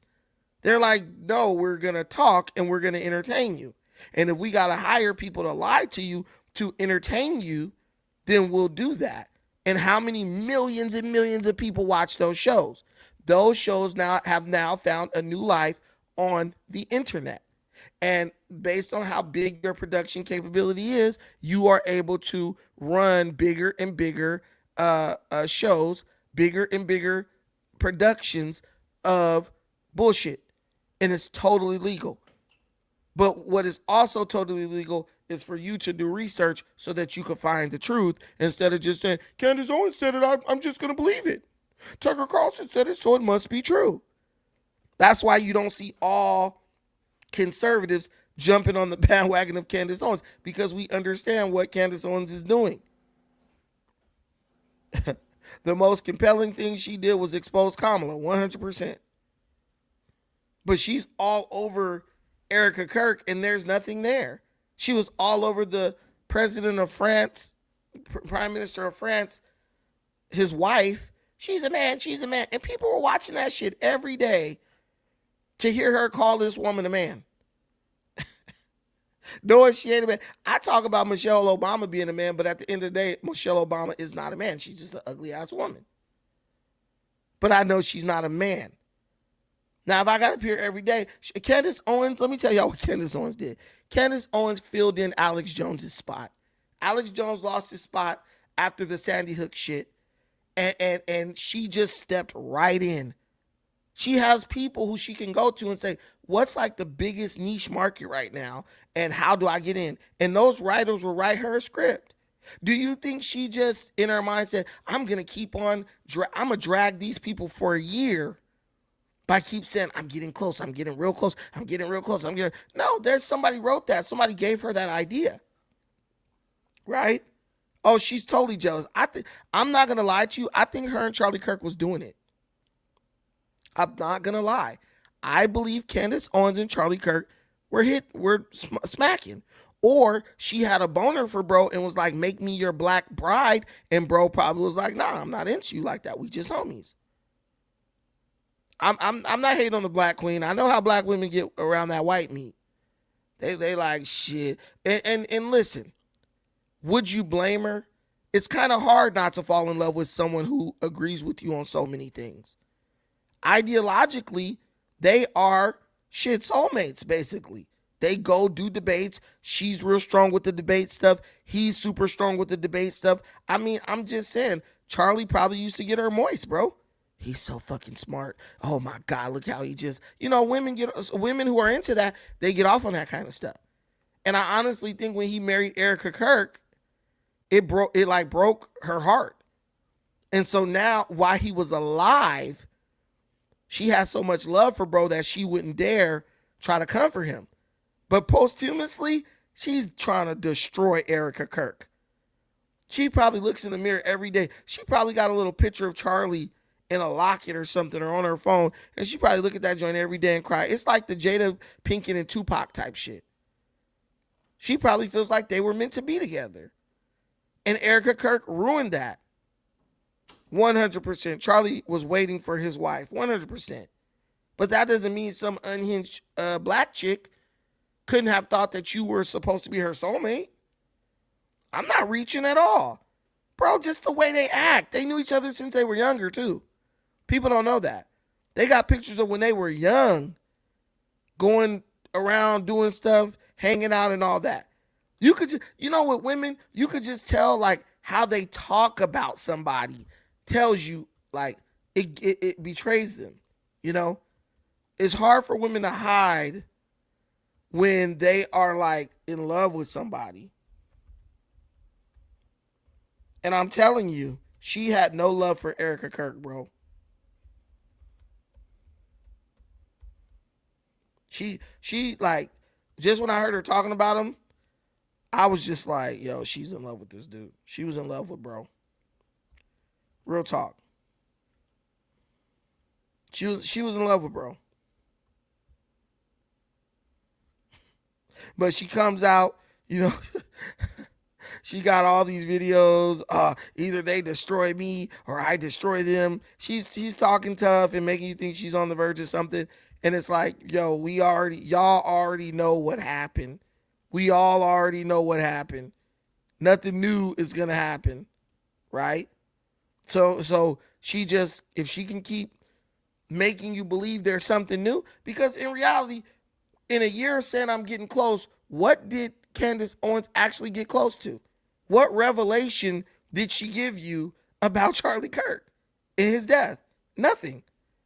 She was getting close, and at the end of the day, gave you absolutely nothing.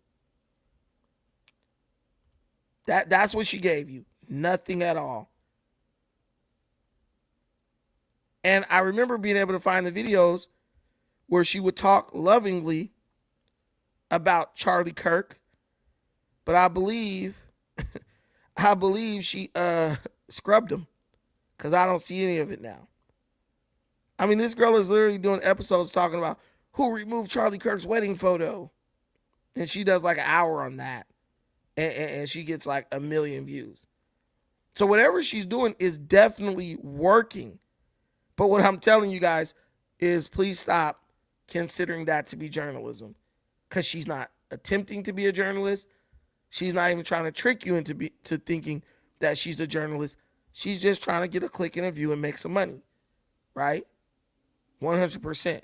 But yeah, I don't like the disrespect of bro's wife, and just the disrespect of his image posthumously. Israel killed him. Well, you know how many anti-Semitic people there are on earth? Why would they go after him before they go after Nick Fuentes? Nick Fuentes way worse. And I don't even remember Charlie Kirk saying anything anti-Semitic. But they now they're now saying that it's going to be exposed that someone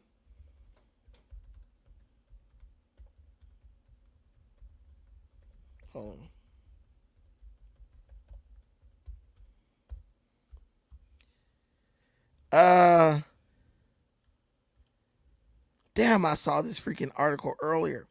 But now it's coming out that there's someone who purposely planted the Israel killed Charlie Kirk lie to undermine someone, to undermine, I think, Trump or something like that. I saw that article earlier, but I lost it. It's on my phone. Old times, I'm not a master of anything. This right here is the Straight Talk Express, bro. This right here is the Straight Talk Express. I wouldn't even dare flip-flop or do any of that because I don't have to. When you tell the truth, you don't got to live your life in the shadows. And when I get on the internet, I'm telling y'all the truth. If y'all don't like it, that's on you.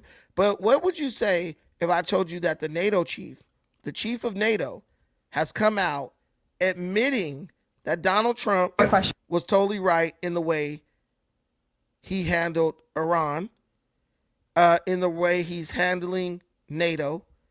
And this guy's basically saying Trump is right. He should be considering abandoning NATO because NATO didn't come through when Trump needed NATO most.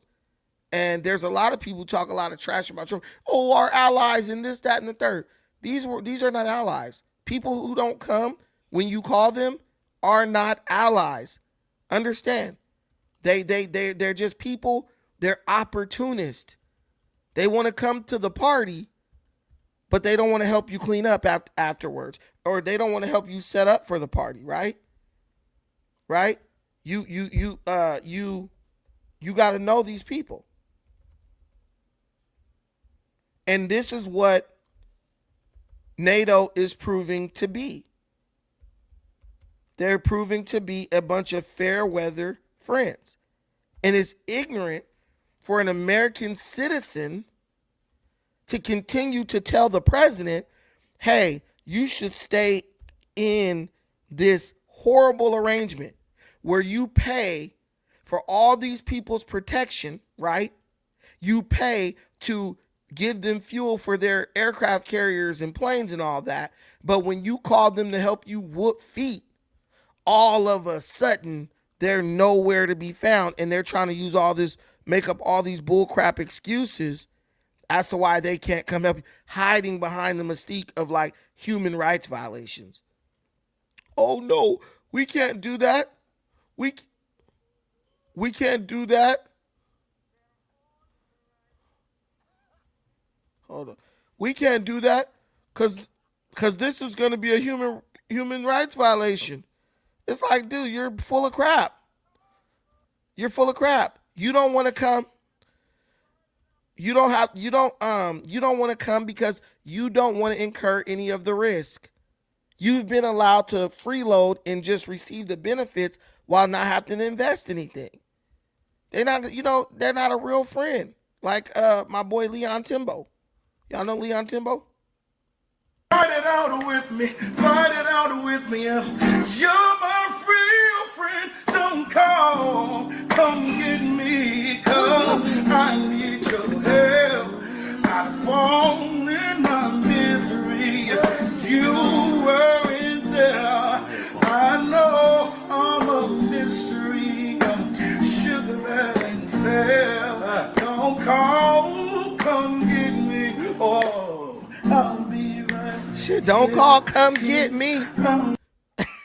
Question. Thank you, Caroline. On NATO, can you tell me, is the United States still considering withdrawing from NATO? Is that still a possibility? It's something the president has discussed, and I think it's something the president will be discussing in a couple of hours with Secretary General Ruta. How are you and blocked perhaps if you're you'll hear talking directly from the president following that meeting later this afternoon. Thank you, everyone. The Middle East will be gone, and then they're coming for Europe. And I have to tell you, I'm very disappointed in NATO. Very. I think that NATO, I think it's a mark on NATO that will never disappear. Never disappear in my mind. You know, they're coming to see me on Wednesday. They're going to say, oh, we'll do this, we'll do that. Now they all of a sudden want to send things, you know. But they said it loud and clear at the beginning when I spoke to UK of all. I would have said they would have been the first because they're the oldest. And I say, yeah, I'd love to have a little help. He said, no, sir, we'd rather wait till you win. I said, I don't need help after we win. They have 2 old broken aircraft carriers, barely work. I said, I guess we can use them. Who the hell knows? I called the general. He didn't. 100%. I did that research before Trump even asked them to come because my cousin who's in the Navy, can you put some water and ice here? My cousin who was in the Navy told me, he was like, the British Navy is a laughing stock. He said they have 2 aircraft carriers. One of them has been under maintenance for a year. The other one like barely works, and they don't have enough fuel to actually take it anywhere. So if we wanted them to come to the Strait of Hormuz, we would have had to actually give them money for fuel to use the damn tank, the damn aircraft carrier, just to get it over there. And that's why I told you guys at the very beginning, Trump's not calling them because he needs their help. He's calling them to see if they will help when called upon. And they proved that they would not. Do you think China wouldn't love to be a military partner with the U.S.? Hey, fuck it. We're going to share intelligence with you guys, show you guys how to build all the best stuff, and then we could be military partners. Man, China would love that. You got $5 on the gas? Facts. The British Navy is a joke. 100%. And it's been this way for over a decade because they used all their military funding to make a soft landing place for a bunch of illegals, right? And that's where, and if you let these people who lead with their feelings every time, thank you. If you let these people lead with their feelings every time run your government, that's where the United States is going to be.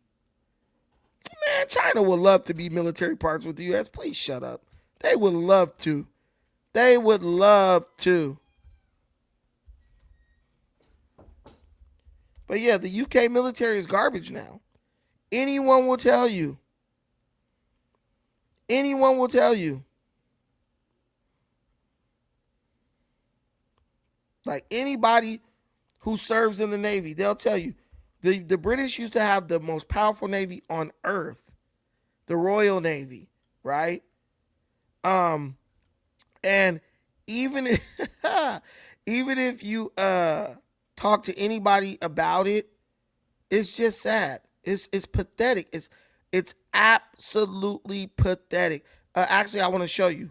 And this video, they got videos from 9 months ago, 6 years ago. This video is from 5 days ago. The professional head of the Royal Navy has publicly confirmed the service is incapable of fighting a major conflict. First Sea Lord General Sir Gwyn Jenkins admitted the Royal Navy is unprepared for war. Jenkins holds the rank of general rather than admiral because he is a career Royal Marines officer, though now he commands the entire naval service. He conceded the fleet has work to do before it can engage successfully in combat operations. Citing a defence probe conducted last year, he stated the Royal Navy will not be war ready until the end of this decade. Y'all just say ignorant stuff. The U.S. Navy ain't all that. Who has a better Navy on planet Earth than the U.S. Navy, Leper Ghost? Please tell me, my brother. You my brother. I mess with you. But who has a better Navy than the United States military? Nobody. Can't touch them.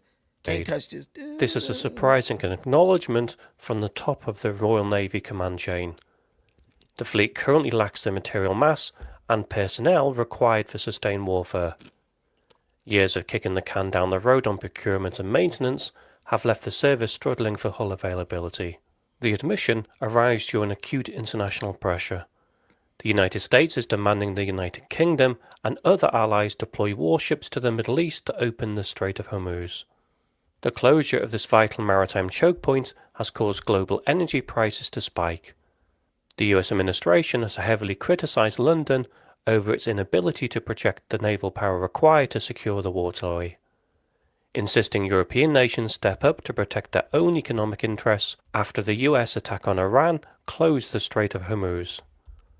Regardless of the politics around the situation, the Royal Navy cannot easily meet this demand. Deploying a sustained task group of escorts to the Persian Gulf requires pulling assets from other critical commitments, including the North Atlantic, where the fleet must monitor the Russian naval activity. Unapproved ship availability, until new vessels to dismiss concerns about fleet numbers. The First Sea Lord has effectively forced the issue ahead of the long-delayed defence investment plan. So basically, UK has been reduced to being a watchdog in the North Atlantic. Like, that's it. That's it. They literally just they patrol like security guards, and then if Russia do something, they go tell the United States Russia's doing this. Then the United States go over there and threaten Russia. Then Russia goes back into their hole. That's what this is. P Sizzle in the building. Oh no, what up, P? Hey, What up, Brandon. Big P? How's it going? You gonna tell me about how the United States Navy is really weak and No, I think feckless? it's good. I just think that England didn't have the most strongest navy in history. I think Portugal, and then I would say France, and then even right now, Hell no. France, like, you know, they France went lost to the British Navy. Yeah, but they did discover New Orleans. Like, But in Portugal was never even a factor. Portugal just was good at moving a lot of slaves real fast. right, but like Portugal, like America's named after like a Portuguese explorer, like Amerigo Vespucci. I think he was Italian. No, Portuguese. Italians I don't do know. not have the money to do seafaring You're wrong. stuff. He was not Portuguese. But that Portuguese are the first country to even like begin Bro, seafaring. You're not And even then- American, so how? Amerigo Vespucci, born March 9, 1454, died February 22nd, 1512, was an Italian explorer and navigator. You were wrong. Okay, but for what country did he navigate? He navigated for Spain. No, that's not accurate. He did, bro. Portugal, I promise. Listen, Portugal you're gonna challenge me on history. You are gonna challenge me on history. Do you really want to do this? Do you want to go, bro? I'm just asking, Brandon. No. You was trying to tell me something. I know it's somebody trying to tell me some shit. I know, but I'm just telling you, like, Portugal for sure was the first country. Who's your daddy, bro? On this history thing, me. Definitely not you, Brandon. Okay, bro. Thinking about the. Wait, let me just ask you one question. Yep. So he was a navigator for Spain and Portugal, right? Mm-hmm. But when he was navigating and discovered, let's just ask, who I remember was from he my high school navigating? It was Portugal. Like, they were the ones For like that when commissioned he ships in the first discovered place. America, because the ships were Spanish ships. No, Amerigo's Bingo. Oh dang! Wait, no. Spain. That's not what that says. It says he discovered America in when 1492. Or no, who was that? Christopher Columbus. Yeah, I think so. Okay, so that means And he was before Columbus. he was a little bit after Columbus, I believe. I'll But just ask you right now, did Portugal discover America or Spain? no, Portugal didn't discover it. Christopher Columbus was sailing for Spain. So we're mixing up the two people. So the person who discovered America was Christopher Columbus. Amerigo Vespucci is the one it was named after. So So Portuguese captains had found the New World by 1424. And then there's no definitive evidence that Portugal discovered America before Christopher Columbus in 1492. However, some historians propose theories that Portuguese mariners may have reached the Atlantic coast of North America earlier while searching for fishing grounds. But yeah, I agree with you. You're right. I'm not gonna go back and forth with you on this, but I guess going back to Trump real quick. The Vikings definitely, Eric the whatever, discovered it before anybody else, I think. Yeah, I agree on that part. And even like present day, like you look at all the commercial ships that are being made, like Maersk company, like they're all like Northern European companies, like, and that was one of the things that Trump actually wants to do, and I like that he wants to do commercial shipbuilding. Like, it'll be a good industry if we're able to take it off. But in terms of Trump, I'm not gonna like be overly critical. Isn't he great? That's my point against you. It's like you find it really difficult to like criticize him. Criticize him. I can criticize Trump. Like every single. You want me to tell you viewer something I think Trump did wrong? Go ahead. Trump should have never even entertained a ceasefire. He should have came in immediately, whooped Iran's ass, brought all the troops, put them on the ground, all that immediately. I don't like the way he played this out like, oh, I'm going to go bomb shit, but then I'm going to try to get them to come to the negotiating table. Like, no, bro, if you're going to hit them, hit them. And if they're going to come to the table. I get what you're saying, Brandon, but like you're in the 1%. Like the war thing is like a very unpopular issue he's facing. No, it's not.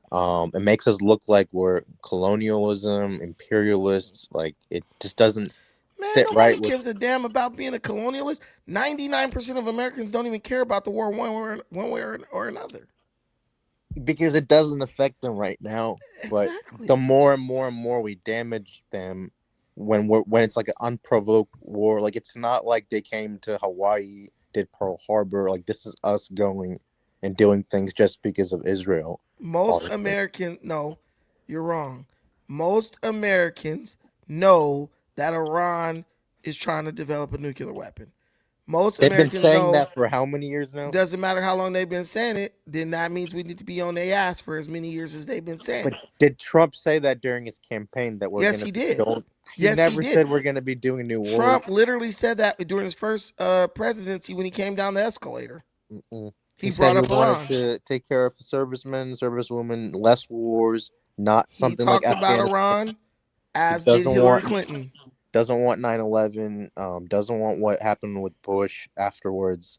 And thank goodness he's doing what he's doing, because that will prevent another 9/11 from where you are today. But the more and more we aggress, we're going to create jihadists. Who are we aggressing against? We were just in Syria and Afghanistan for 20 years, bro. The Iranian people, and even just today, Israel bombed Lebanon unprovoked. And like this is what's happening on the ground. Israel bombed Lebanon unprovoked. Please stop. You're like defending the killing machine. Israel that bombed Netanyahu Hamas. Israel bombed Hamas or Hezbollah. Stop saying Israel bombed Lebanon. The Lebanese government is cool with Israel. They give them positional information. And why did the Lebanese prime minister come out and say we need to stop the killing machine that Netanyahu is? Like you're just factually wrong. Listen, because that's what he has to say, so Hezbollah doesn't kill him. But what I'm telling you is they kicked the Iranian foreign minister out of Lebanon, bro. They are cool with Israel and the United States. Lebanon used to be a Christian vacation destination. It's cool getting. And the Muslims got in. They gave a bunch of refugee status to a bunch of Palestinians or whatever. And guess what they did? They built a terrorist group that now is more powerful than the government. But no one is cool with being bombed, Brandon. That's what happened today. Well, then they should get the terrorists out of their country. This is what you're asking.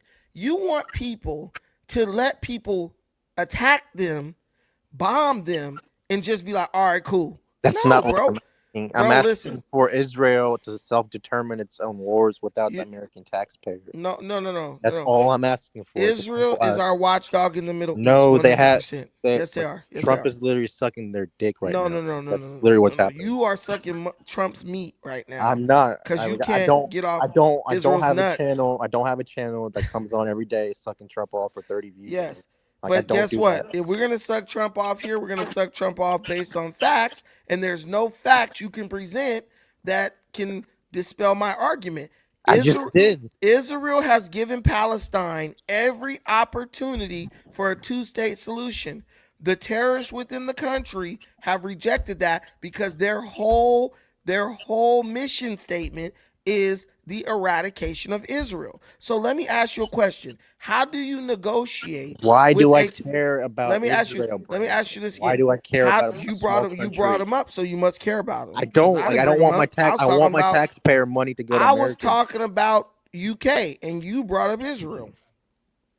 You were talking about Lebanon and Iran. No, I was talking about the UK and you brought up Israel, then Lebanon. But my point being, see, this is like childish tactics. Like you just don't want to like have a normal conversation. I do, bro. Listen, Israel is fine with me because I know that the enemy that Israel's fighting, their entire purpose for existence is to eradicate Israel. So in my mind, I say this: it's one Jewish state in the Middle East, just one. There's 57 Muslim countries. How are you going to tell me y'all got 57 countries, they got one, but they're the threat?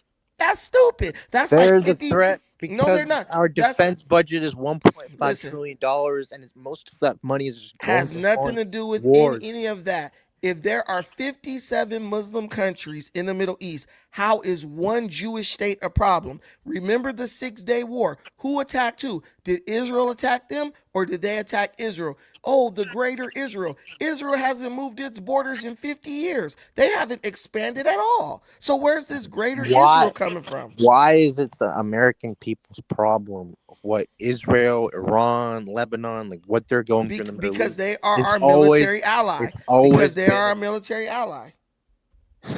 We in have America- other in Am- military allies as well. What We don't you have to bend it understand- over well, for other clearly- military allies.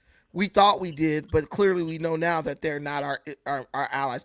Israel is in the dirt with us fighting right now, and you talking about we have other allies. Those dudes chickened out on us. No one in NATO is going to be inspired by Trump to join in attacking a country It for ain't about it ain't when about, they didn't. When it's they didn't not want about to being even help inspired us. when we're paying for them. They didn't even want to help him. We're for paying Ukraine for stuff. them to do their job, and they look when you go to work, right? Where you work, Baskin Robbins, Del Taco, something like that. When you go work over there, I work in investment banking. but- okay. So when you go to your job doing investment banking, right? Look, you can't decide I'm just not going to show up today. You can't decide like, oh, I'm just going to show up and not do my damn job. You are getting paid. These countries signed a security agreement. Do you understand what an agreement is? No that one's when we getting. call them, No one's getting paid to go into yes, unprovoked wars. yes, they are. Yes, they are. The way you're spilling this narrative, Brandon, is not accurate. No, you're wrong. When Ukraine went You're to war, asking people to join into global wars just because of what Trump okay, wants they to asked do. us to join a global war when they begged us to give money to Ukraine to fight Russia. That wasn't our problem. Europe came to the United States and said, "Please help Ukraine. They need money." No, you're just being a hypocrite. North Atlantic Treaty Organization. You're being not a the Middle East. hypocrite. That's what you're being. The allies got to help. We got to help them when they want our help, but they don't got to help us when we want their help. Bullshit. Bull fucking shit. You wouldn't take that agreement. If that was in your personal life, you would not take that agreement. That's like your wife. Oh, I'm gonna buy you a new car, but you're gonna go make the neighbor dinner. Like, that's silly. Did he go away? Did he run away? Why are you always running away, P Sizzle? Bro said I got some banking to do. I'm sorry, man. I apologize. Come back up, man. I'm gonna let you talk. I'm not gonna talk over you. But guys, this is what I'm saying. People mad at Trump because he expects NATO to do their fucking job. This is stupid stuff. This is dumb shit. Who wants Iran, by a show of hands, who wants Iran to get a nuke? Not me. But these dudes that get up here, I got these liberal men talking about, I don't care if they do get a nuke. It's their right to have a nuke. What the hell are you talking about? It's a damn terrorist regime's right to have a nuclear weapon? Are you out of your damn mind? But this is where we are. People, ultimately, they don't really care. They're just mad because Trump's not doing what they want him to do. Yo, B, do you think they should build a canal through Saudi Arabia to the Red Sea? I mean, they could. They could. Why not? They built the Suez Canal, right? But what I think is they should just defang Iran, make them a proxy government, and then make it a vacation destination. That's what they're going to do with the Gaza Strip. I'm telling you guys, listen to me. If Israel takes over Gaza, it's going to be better. It's going to just be better. If the United States takes over Iran, it's going to be better. Look at all that beachfront property you can't even enjoy because these damn radicalized terrorists want to fight everybody. You want peace in the world, you're going to have to get rid of radicalized terror groups. Understand that. The United States ain't the problem. Because the fact that the United States doesn't squash these dudes like a bug shows you that they have extreme restraint.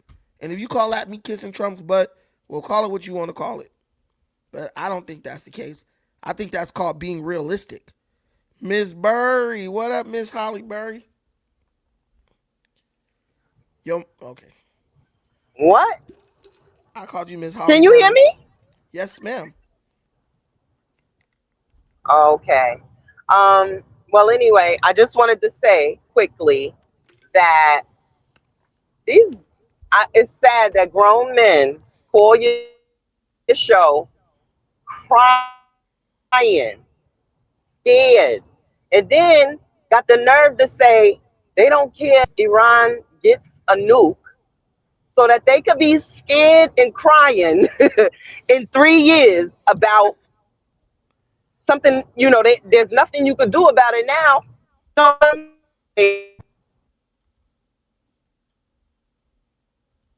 You broke up. But you 100% right. They going to be crying, want somebody's son to go die in the Middle East to try to take away the nuclear threat of Iran, dude. These people are the definition of too little, too late. They want to let it get out of hand. That's it. Because all they do is complain about everything. They're not going to do anything. They just going to complain. But anybody can complain. Yeah. Exactly. They want to pass it down to their kids. Complain, cry, moan. Listen, exactly. This is the problem. Like, they're ruining our country, I feel, because that's not how men show up. That's not how I ever saw men show up. You know what I'm saying? And you see that America is in conflict right now. It's America all day for me. Yeah. So I don't have no other allegiance. You know what I'm saying? I'm allied to my country.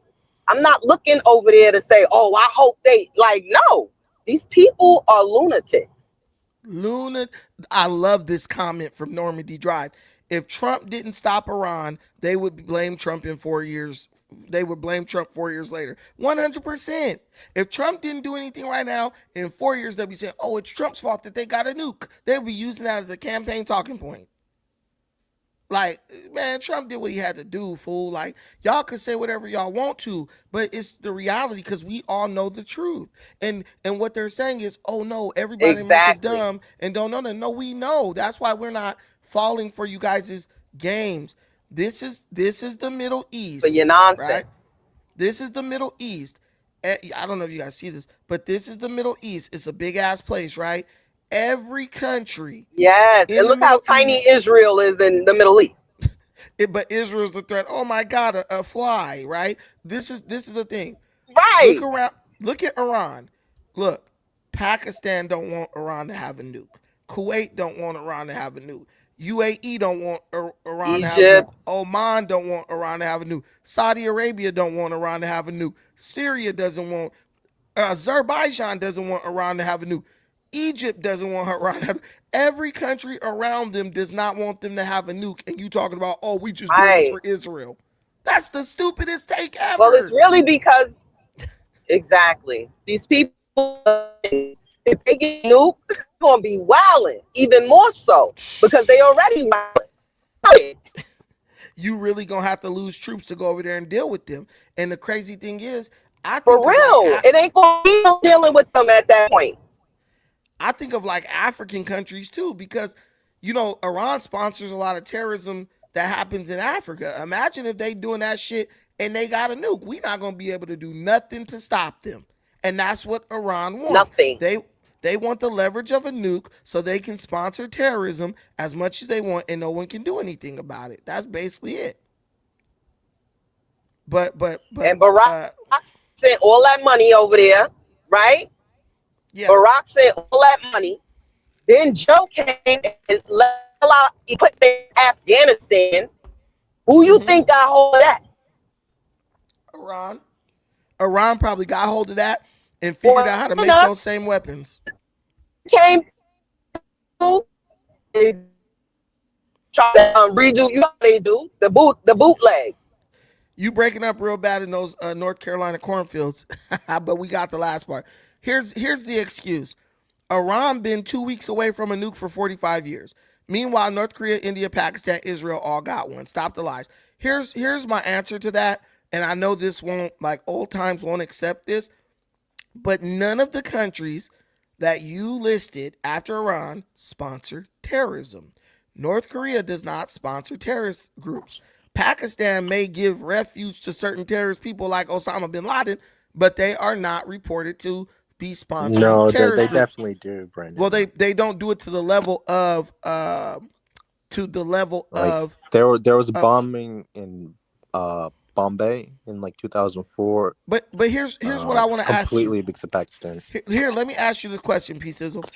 If Iran is so good and deserves to have a nuke, why doesn't Pakistan just give Iran a nuke since they're buddies? Because Pakistan's too retarded to create its own nuke. They have to buy it from Russia. Well, then why doesn't Russia just give Iran a nuke since they're buddies? Or China? Why don't they give Iran a nuke since they're buddies? Because we're not living in a Cold War era, Brandon. The way you are speaking, your rhetoric, like it's gonna bounce back when they send terrorists to America. The point I'm making is this: they already here. The point yeah, I'm making, when they killed themselves in the middle of like Wall Street, like, and I'm in like my fucking office working, like I'm not trying to fucking deal with that shit. Listen, here's what I'm saying. If Iran was so good and wasn't a threat, why does every country over there not want Iran to have a nuke, including Russia and China? America is not the only country that doesn't want Iran to have a nuke, guys. But that does not give you the right to just kill their leader. Yes, it does. And then kill all the successive leaders afterwards. Yes, it does. And right now they're taxing a toll on the oil that's being traveled across. Who's taxing a toll? Iran is using cryptocurrency. No one's paying that. They are, Brandon. No, they're not. They're breaking. They're breaking. Not. The No one's oil paying it. I'm trying to tell you, bro. No one's paying it. I looked it up. I've been researching it all day. No one is paying that toll. I even talked to my cousin who's on an LPD right now in the Persian Gulf. No one's paying that shit, bro. Then why are there articles saying that they are? Like, I don't understand. No, there are articles saying that is one of the negotiation topics. That is it. Like they made it official. So it's listen, on the bro, they can't Times. make shit official until Trump says, okay, we agree to that. They can't make shit official. You think they're charging China and Russia, their buddies, $2 million every time they bring a ship through? No way they're doing that. That's all just hogwash. My only pushback, Brandon, at the end of the day is we're not the world watchdogs, the world police. Actually, we are. The amount of money that's going into just this fund, the defense, the space, and the just money like has already been allocated to the military. Government spending, and then you look at how internally our country is right now. Like it's really hard for the majority of the public, both parties, to align with your viewpoint. I'm just speaking objectively. Like I voted for Trump in 2016. Meanwhile, the Somalians been robbing us. Ain't nobody crying about that. Right. All I'm saying is like look at the tariffs. He went back. Look at the illegal immigrants. They're still here. The Supreme Court ruled the tariffs were unconstitutional. Stop saying Trump went back on tariffs. The Supreme Court ruled them to be unconstitutional, and not even all of them. Which party controls the Supreme Court? Bro, it doesn't. That's the Supreme Court is not. I'm just saying, like, there's zero alignment. It's not a partisan with the base. thing. There's it's zero not a partisan alignment. thing.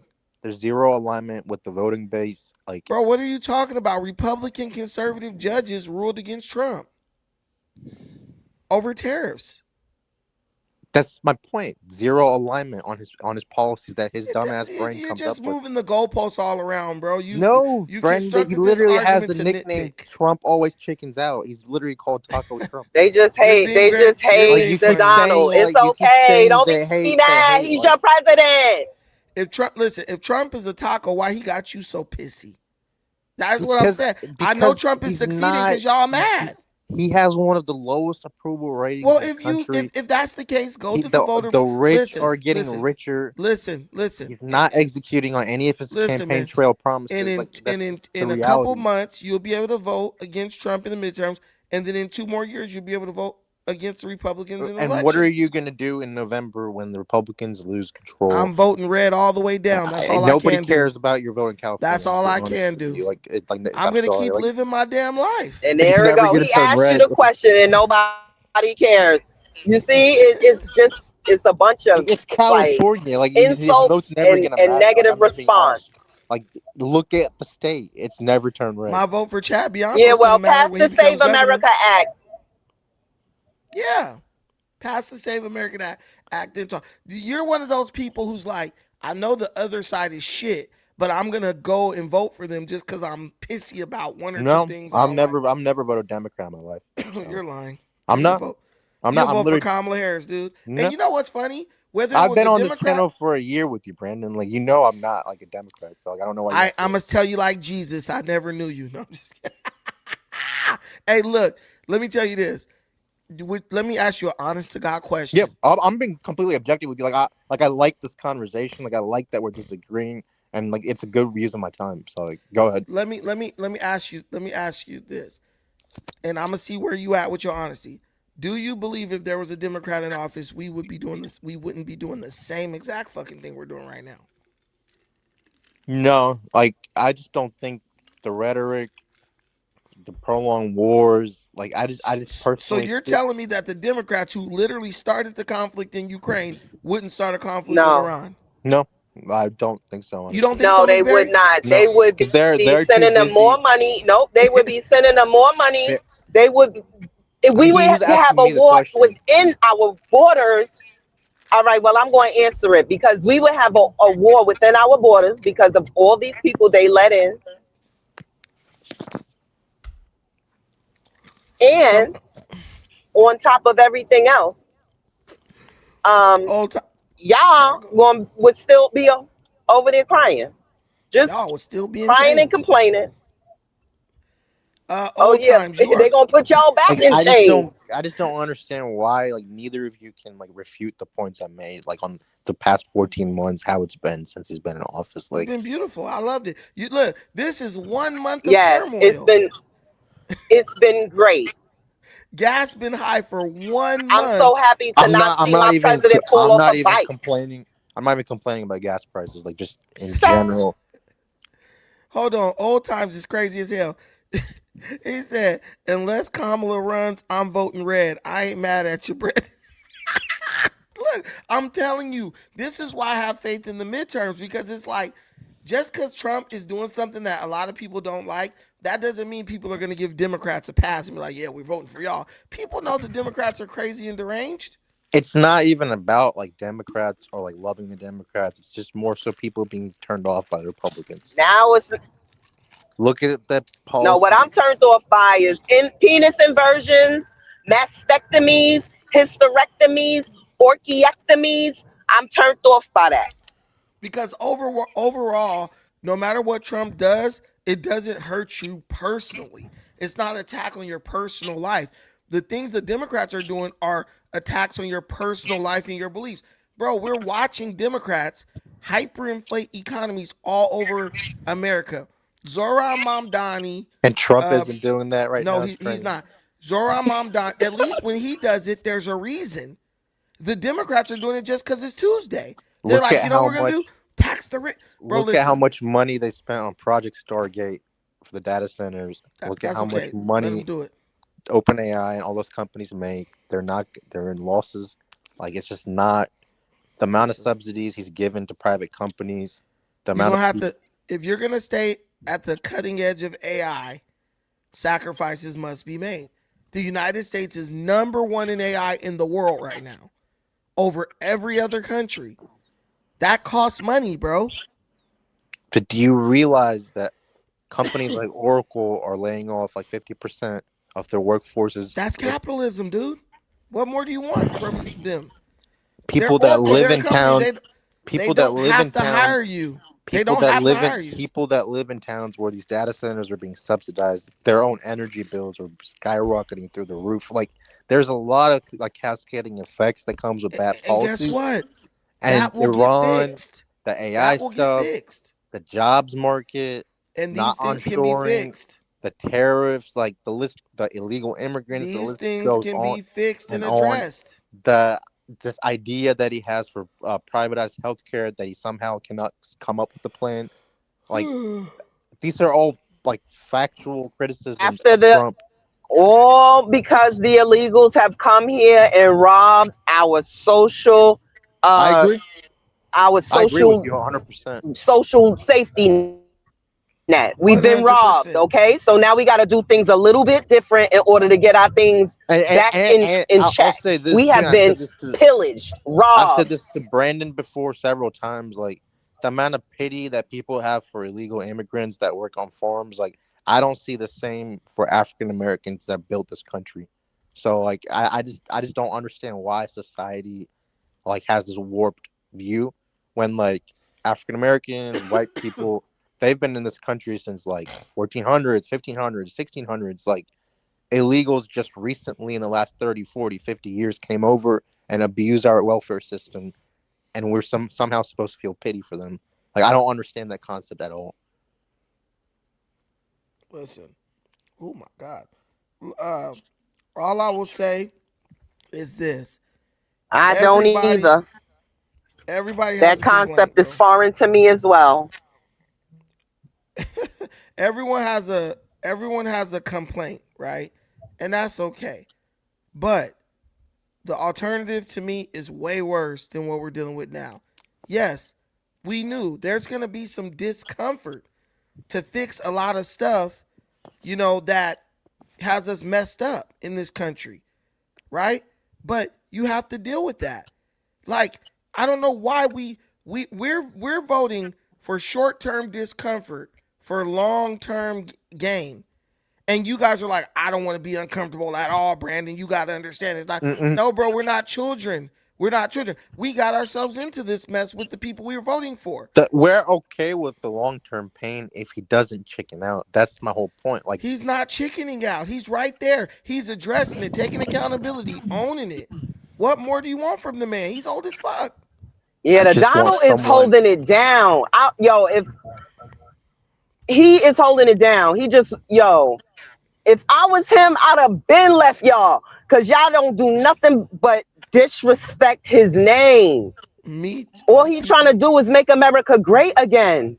Make America great again.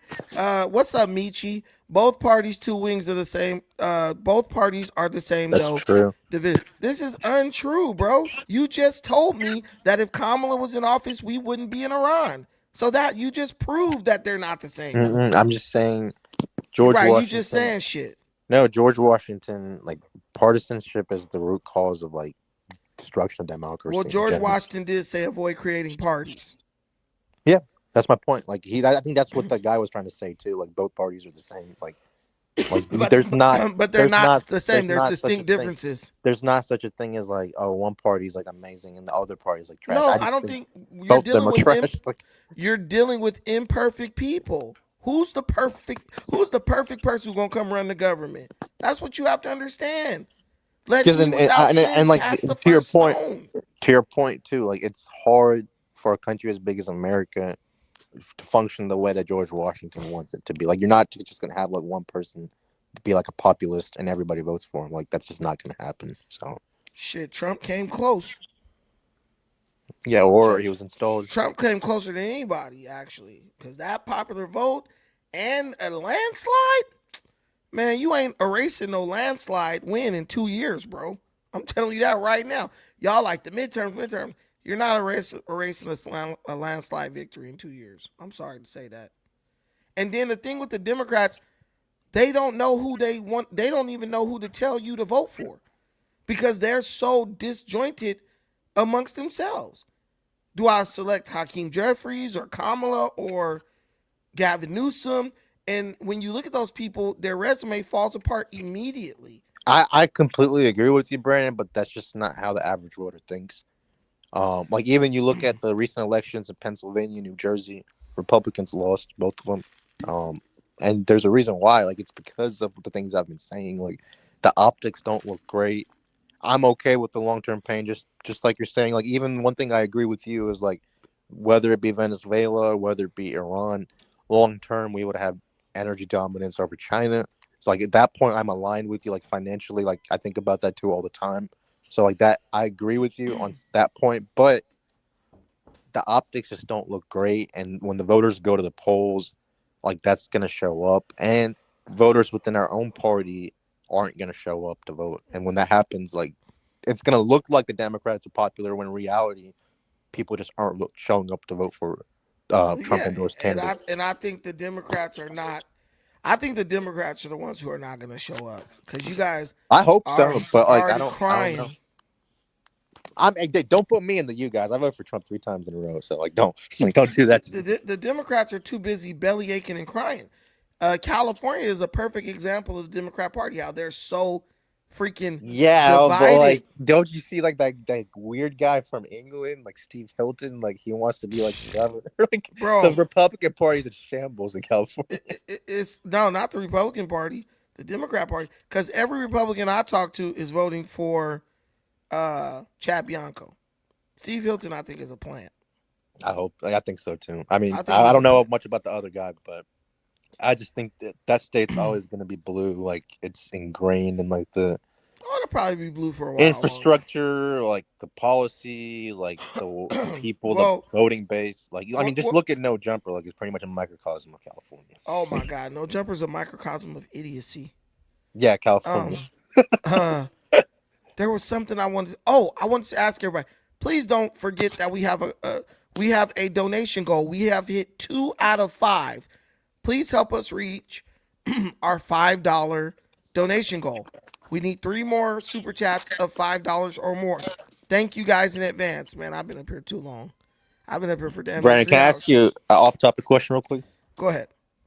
What so it's been 5-6 months, I guess, since you've been off the show, and I know you don't have to go too much detail if you don't want to, but what is your opinion on the cast, how the show is going, Adam getting beat up by Jason Love, and I don't know, me personally, as someone that's complete disconnected from it, just a guy from North Carolina. How did you get beat up by a dude who fucked your wife? That's the crazy part. Yeah, well, no, I mean, obviously it was staged. No, that was not staged. That was not staged, bro. Stop. He lasted 10 seconds. When he hit that dude, and listen, bro, if you've ever been in a fight, when you hit somebody and they try to run into your other punch, that ain't staged, bro.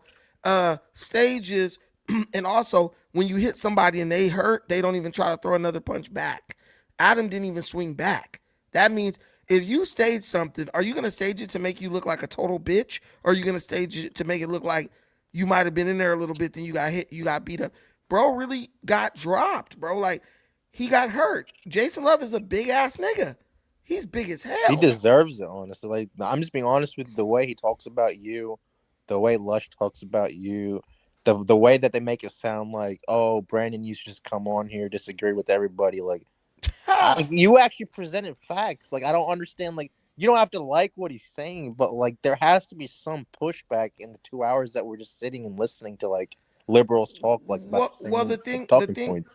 The thing is with me, in order for them to big up dudes like Moose and stuff, they have to try to discredit me because they have to make it look like those dudes are actually intelligent. They're dumbasses. Adam is literally holding his phone like this, going on Chat GPT. But then the other day I saw him make a post and it was showing that Chat GPT was wrong about something. And I was like, this guy is dumb because he's discrediting the main thing he uses to try to fact check. So, I'm telling you, recently there's a video where 607 Unc rips into Adam and basically saying if you weren't rich, if you weren't coming from porn, if all the fuckers that watch you on porn didn't come here in the first place, nobody will be listening to you. And he just doesn't get it. 607 Unc is completely correct. There's people that are made for content, good at producing content, like you, like 607 Unc. And me personally, I don't like the show anymore. I barely watch it. I liked it a lot when 607 Unc was there, when you were there.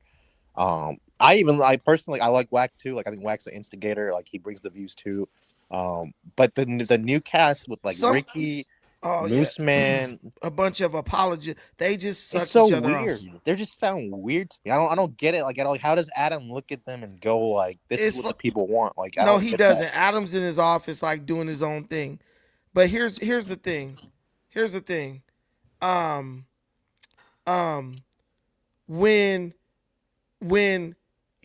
you're in a situation like that, bro, there's a strong urge to become just Mr. Agreeable guy. I'm just gonna agree with everybody, so I'm not the odd man out.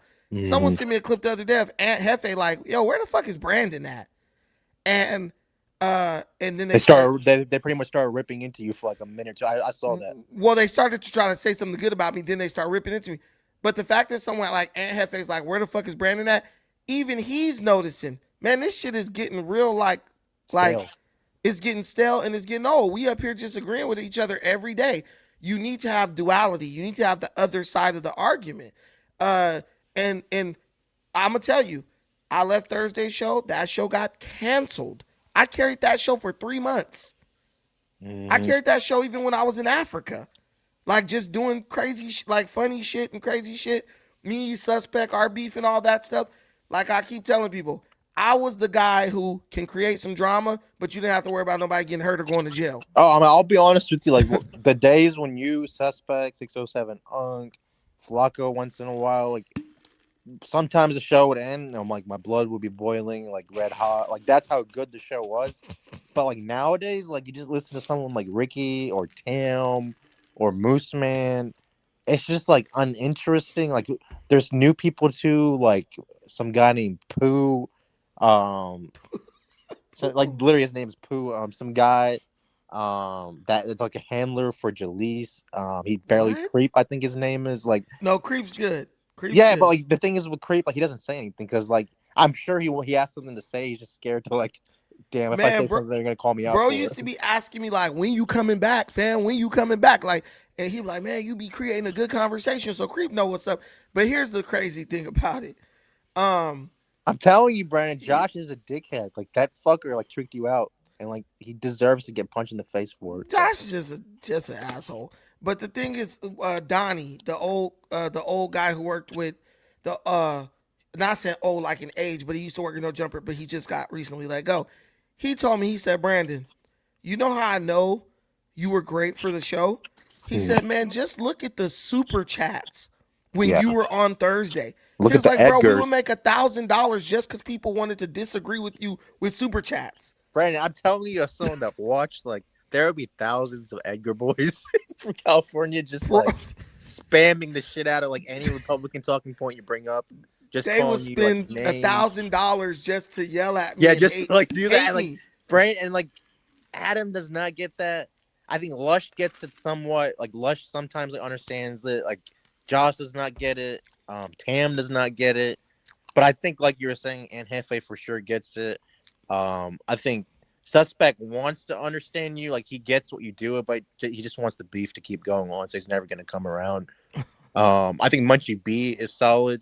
Like even when Munchie B was getting drunk like a month ago, or when Adam was being bitchy towards him, like I thought that was entertaining. But like I don't know. The show is weird now. Like they have auditions for like hosts every 2 or 3 months, and like I'm sure you probably know this. Like with the Draco stuff, Draco the Ruler stuff, Flacco's been marked out now, and I don't know. Flacco's not marked out. Who marked out Flacco? So people are saying that Whack 100 put a battery pack into Flacco. Nah. And Flacco just on some dark Flacco shit because Flacco is like, in my opinion, I feel like Flacco is trying to like destroy all the hosts of No Jumper who talk shit about him. He's bored now. He's making bank off of social media. Texas. He's like, now he's doing side quests and shit. So well, it's not even that. Like you gotta think about it from just like alignment perspective. No Jumper brings on gangbangers, and Flacco's whole thing is like, I don't like these people, blah blah blah blah. I'm just gonna shit on them on my YouTube videos. So like, it's kind of hard for like Flacco to like really ever come back and not face pushback. And I think in many ways, like you were trying to say too, like this is what Flacco engineered in his head the whole time: get famous off No Jumper, control the topics list, make videos off the topics list, grow my subscriber list. And then make fun of the show and get out of basically there, train No Jumper's audience to do what he wants them to do, and then go to the left and drag them over there. I'm sure. I know. Honestly, when you think about it, it's like genius. Like Flacco doesn't come across like that, but like that's actually really genius when you think about that as like a viral smart ass strategy. dude, man. He's a child of the internet too. Like, yeah, Flacco totally looks like that kid who used to just sit in front of the computer all day. You know, like I'm just on the internet. Yeah, you got to give him his flowers. Like I might not like the guy, but like, yeah, he's good at what he does. Yeah, nah, for real. But hey, look, I'm about to get out of here. It was nice. Have a good night, DC. Brandon. Thank you so have much. A good night. Hey, thank all y'all for coming up here, man. I appreciate everything y'all do for me and the channel. Till the next time, take care of yourselves, but most importantly, please take care of each other. Peace.